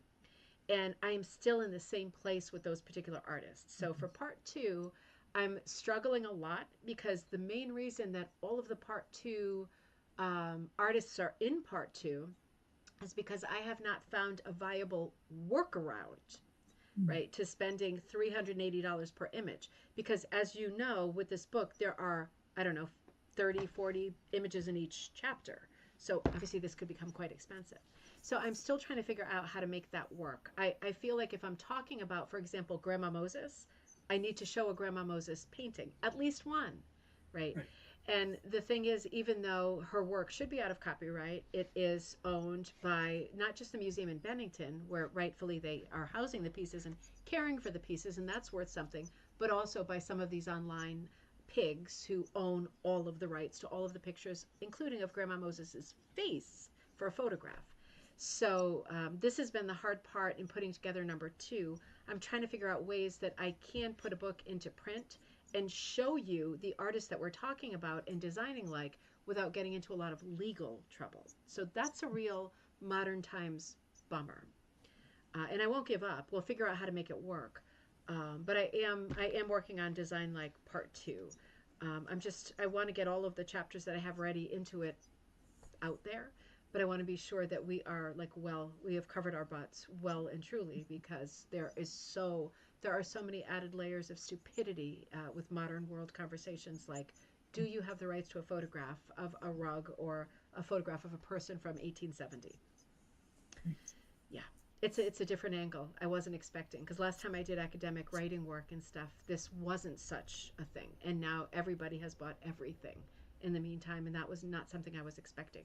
So if you're wondering, as a person who did work for Design Like, when is Design Like 2 coming out? As soon as it can, without getting into lots of trouble. It certainly will. I want it to be as full and fluffy and informative and have as many photo references as possible without getting into trouble. So it's going to be a bit of a trick. So while I work on Design Like 2, I have a couple other books that are actively being worked on. Um, should I say one of them, Kirsten, or do you think I'm shooting myself in the foot? Don't say it. Don't let me pressure you into anything. I didn't know what you could talk about Yeah. Um, because uh, I know some you need to hold close to the chest. yeah, let's hold for a minute on that, because there's two that I'm working on for this year. I expect to get two books out this year. I'm hoping the Design Like also, but there's two different books that I've been working on. Let's hold for just a little while longer. My biggest fear in my life, because it's happened so many times, is that someone with more time takes the project out from under me and does it before me. And I don't like to live in scarcity mode, and I don't like to be a jerk like that, but it's happened so many times that I'm don't want to be stupid either. So let's hold a little bit longer on Yep. that. Patreon members will always hear first what projects I'm working on. And please Mhm. keep that under your hat. I'm trusting Patreon members. If you love the brand and follow the brand and you love all these projects that we work on together, I know that you will keep all of this stuff under your hat until I'm at a good, footing with everything. But there are two books that are currently being worked on now that will come out before Christmas of this year, that will be wonderful. In addition to Magpie Times, which is an ongoing thing, Kirsten has an ongoing column in there with Karen. You are doing this great Pitter Pat Press segment that is like, it's turning into my favorite part of the magazine. Each magazine is themed differently. For those of you who are coming new to it, there's only one issue out so far, and it is a quarterly. It is available at Ribbon Candy Hooking, right? With my brand at Ribbon Candy Hooking, but also at Judy Taylor's brand, Little House Rugs. So we are working on it together. We are co-editors. We are co-everything on this project. But it is a quarterly magazine so far that is themed from issue to issue, and it kind of goes along with the seasons. And it is a magazine like these books, right? Like, Kirsten, one of the things about this book is that there's hardly any of my work in here. It's all other Mhm. people's work in here. There's very few pieces that are mine. All of us, and trying to get other people excited, and doing projects, invested in doing other projects, pushing through, right? Because you have a deadline and assignment. And Magpie Times works exactly the same way. It's a quarterly magazine where I hope that people will be submitting stuff that has to do with the current theme. For example, the theme of this current magazine, and the deadline is May 17th or thereabouts, is Midsummer Magic, right? So anything summery, anything magic. We're getting some stuff with fairies and gnomes and birdhouses and fireflies and nighttime scenes, starlit nights, camping stuff, that kind of thing. Fantastic.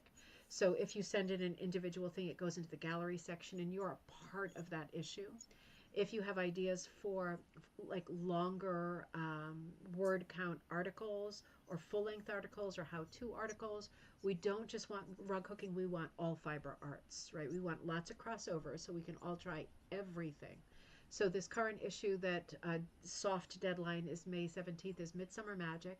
And then the next one seasonally is going to be the country fair, and that will include Halloween and vegetables, gourds, pumpkins, squash, all that stuff, and animals, right? The country fair, all of that sort of it's a seasonal theme. So be thinking about that deadline, August 17th, and that comes out in September. And then in the next one, working subject, sugar and spice for the Christmas issue. We don't want to do all Christmas. We want to do very sort of diverse, interesting, lots covering lots of territory. Winter issue, right? Winter issue with some Christmas lore for sure. So those three are coming at you pretty fast, and then we'll look forward into next year. But I hope that you will think about putting your work in it, whether you think you are like the most awesome and experienced hooker or that your piece is amazing or imperfect. Just remember that when it's printed, it's like this big, right? And I bet it's going to look amazing. So be thinking about putting your pieces in there. There's nothing better than to open a book and see your pieces in the book, right? Talk about a pat on the back, right? You feel so validated that you took the time and the heart and all of that, mental space to make this project, because now it's in this book for all of these people. I have had to reorder 3 times from the publisher more copies of I meant Magpie. This book as well. I'm on four iterations of this one, but Magpie has been selling like crazy, and it's because of your work, right? It's not because I came up with the idea. It's because you gave me great work. Kirsten, before we end this episode, because I know we're over the top, can you say anything about your extraordinary clay chapter? My Yeah. chapter? Yeah. It's not my chapter. Oh, it is Are totally your chapter. You caught me off guard. Sorry. Well, I did think about for a minute whether or not I should talk about, or we should talk about the piece that I did, because yeah, that piece. So this is called Vale Valley Sun, and I did this after taking the design light class for Van Gogh. And if you look at the previous page, the Warm Pyramid by Klee, you can begin to see just some very simple use of shapes. And I realized that if I was going to try to do something, I needed to do something closer to home. So the Vale Valley Sun is actually a direct interpretation of my house, because my understanding was that he was painting from places that he had been. So this is my house, and there's a number of small outbuildings. So it's my house, the barn, the garage, the sauna, and the cabin And are all the represented little in pond. this. We have a lot of forest, the pond, and the stream. And my house has a very, at least for now, pine tree that's in front of it, which you can see, and it has a sense of light. And the thing that catches me about Paul Klee is his sense of light in the color.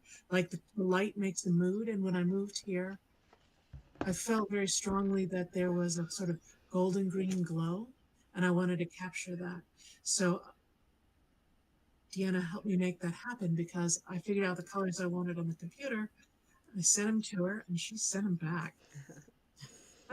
And then I augmented and tinkered and did all that other stuff. But yeah, that's why you think I'm technical. I don't think I'm technical, but because I did that project that way, I think that's why you think it's technical. I think you're super creative too. You surprise me every time you make a move. You surprise me. You don't do the same thing twice. You're a wild card for sure. Yep. Yeah. Gotta keep it fresh. You do. You do. April asked, "Are you going to eventually offer Magpie as a subscription?" April, I hope that we do. The thing about that at this moment is a super straightforward, stupid thing, is that both Judy and I have Shopify platforms for our stores, right?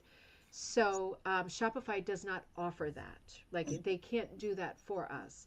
So neither of us have stores at this moment that have the technology to be able to take money and like hold onto it and send out something like quarterly. Neither of our platforms are sophisticated enough to be able to do that. And when it came down to it, we knew we would not make money on the magazine because time wise, it's a killer, right? We're making, if we're talking about time, we're making a huge loss on the magazine, but I still consider the magazine a huge success because hundreds of people bought it and hundreds of people have been writing and saying how much they love it. So I consider that a success. But in terms of black and white paying the bills stuff, neither of us have a platform at this moment where we can offer a subscription. So until we level up to like doing a little bit, one of us doing a little bit better, the first person who does, we will be able to offer a subscription. But we need different technology. We would need to completely move to a different, I don't know if server is the right word, but like a different host for the store to be able to do something that much more complicated and to be able to add some kind of a, for lack of a better word, widget to be able to do subscriptions. It would cost so much that we would have to ask incrementally more per magazine, and we didn't feel comfortable doing that because then everybody who buys a magazine, even if they don't want a subscription, is still paying the price for us to have that program on our respective computers to be able to offer the subscription. So in short, we haven't figured it out yet. There hasn't been an easy answer to figure it out. For people who are in Canada, also saying like, can you send a bunch of them to Canada to, to, um, disperse there for less money? I haven't figured that out yet either because we are at a no profit zone with what it costs in terms of like what we pay the printer to print each copy, and then we were printing out extra stuff to blow up if you wanted to do one of the pattern. It's been tricky so far, but it was only our first issue that we've got out so far, and we will figure out everything. I think we did remarkably well. Complimenting. I think we did remarkably well with the first issue, but we have a lot more stuff to figure out. Neither of us have published a magazine before, but I know we will figure it all out. If you ever have any tips or thoughts or something that maybe we haven't thought of, please let me know. We're both super approachable. We want to make this into a subscription situation. We want to make it less expensive. We want to make it available in Canada. We want it all to happen. Just haven't figured it out yet. Working on it. Oh, and Judy says, how and to whom do you submit pictures and or articles for Magpie Times? Judy, you can call me anytime, but you can also send to ribboncandyhooking@gmail.com. I would love to have something needlepoint related or cross stitch pointed, needle arts related. I would love to have something like that in the magazine from you or your daughter Karen or anybody there. I would love to have that. Dawn says, you guys did terrific. I think we got a lot of compliments as the night went on. My mouth ran like crazy. You did a very thoughtful show with questions. That's that. That's my job. Yeah, we don't go over we although we're really good friends, we don't go over questions and stuff before because Kirsten knows I don't work like that. So I always know you're going to give me stumpers, and you always do. But yeah, you gave some good ones tonight. You gave some thoughtful ones. Good. Yeah. I like to make you think. Yeah, I love it. I love a challenge like that. That's really good. It's good. It's good for everybody, right? My last plug is that remember to support Deanna on Patreon if you can, You always remind because why? because you're worth it. Oh. She right before every show, Kirsten sends me a voicemail and says, "Remember to plug Patreon because you're worth it." I love it. I love it. Yes, please. Thank you for everybody who does support me on Patreon. Patreon, in case you don't know, is a platform. It's a website where you can subscribe. Like it's a subscription to something, and what you're doing is you're pledging however much money a month, $5 and up, right? And you get a newsletter from me. You get access to the first patterns to when something is happening, like I'm about to sell this or do this, or you get these patterns. I'm going to work on this book project. I'm only telling Patreon people first. You have access to these things first before I put them out there. Maybe I don't put them out there at all. Patreon members get a newsletter and a sort of leg up on what I'm doing so that you get a special kind of thank you for supporting the brand and these shows and the hours that go into these shows and all of the projects that we do, right? That don't involve me just filling orders and making money in the traditional way. All of this content that goes online. And I really appreciate, honestly, without the Patreon people, I say this all the time, and Kirsten knows this, I would have shut down ribbon candy hooking a long time ago because I can't be in the red like indefinitely, right? That's just not a normal way to live when you're 52. So if it weren't for the people who support me on Patreon, we would not have a brand at all. We would not have shows. We would not have like 1,000, videos on the Ribbon Candy Hooking channel that were not behind a paywall. We would not have any of it if it were not for people who support on Patreon. $5 a month is super, super, super, super welcome because it really adds up with, almost where we're heading toward 19,000 subscribers. Really, it's nothing like that distribution, but it really does add up, and I really appreciate it more than I can say. It keeps us going collectively.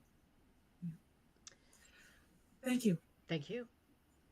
Have a great evening, everybody. Thanks for joining us. You too. Have a great evening. Thank you for joining us, and we will see you. I will see you next time on Monday for Ribbon and Candy. Oh, let me say real quick. Today I went to Yale and I looked at the rugs that they had at Yale University in their special like decorative arts, like holding building, secret building. I looked at a couple of Theodore Sizer's rugs, really, really interesting, that never leave Yale, and a bunch of other rugs, some older ones. They were all older ones, but they were all interesting, and I took about 100 photos. So we'll talk about the rugs that I saw this morning on Monday's Coffee Time at noon Eastern Standard Time this coming Monday. In the meantime, have a great weekend, everyone. And wait, before you close, if Yeah. you're going to do Monday, we have to do Tuesday. So you can join me on Tuesday for Ribbon Candy Hooking's virtual hook-in, 11 to 1 Eastern, and you'll find the link in the Rug Hooking and Punch Needle Club Facebook group. Oh, yeah. Always a fun way to spend some time. So we will see you respectively Monday and Tuesday of next week. And in the meantime, have a great weekend, everybody. If you are anywhere near me, the Connecticut Fiber Festival is tomorrow, Saturday, the 27th, April 27th. So I will be there. I'll see you if you're there too. And otherwise, I will see you Monday. Kirsten will see you Tuesday. Have a great weekend, everybody. Take care.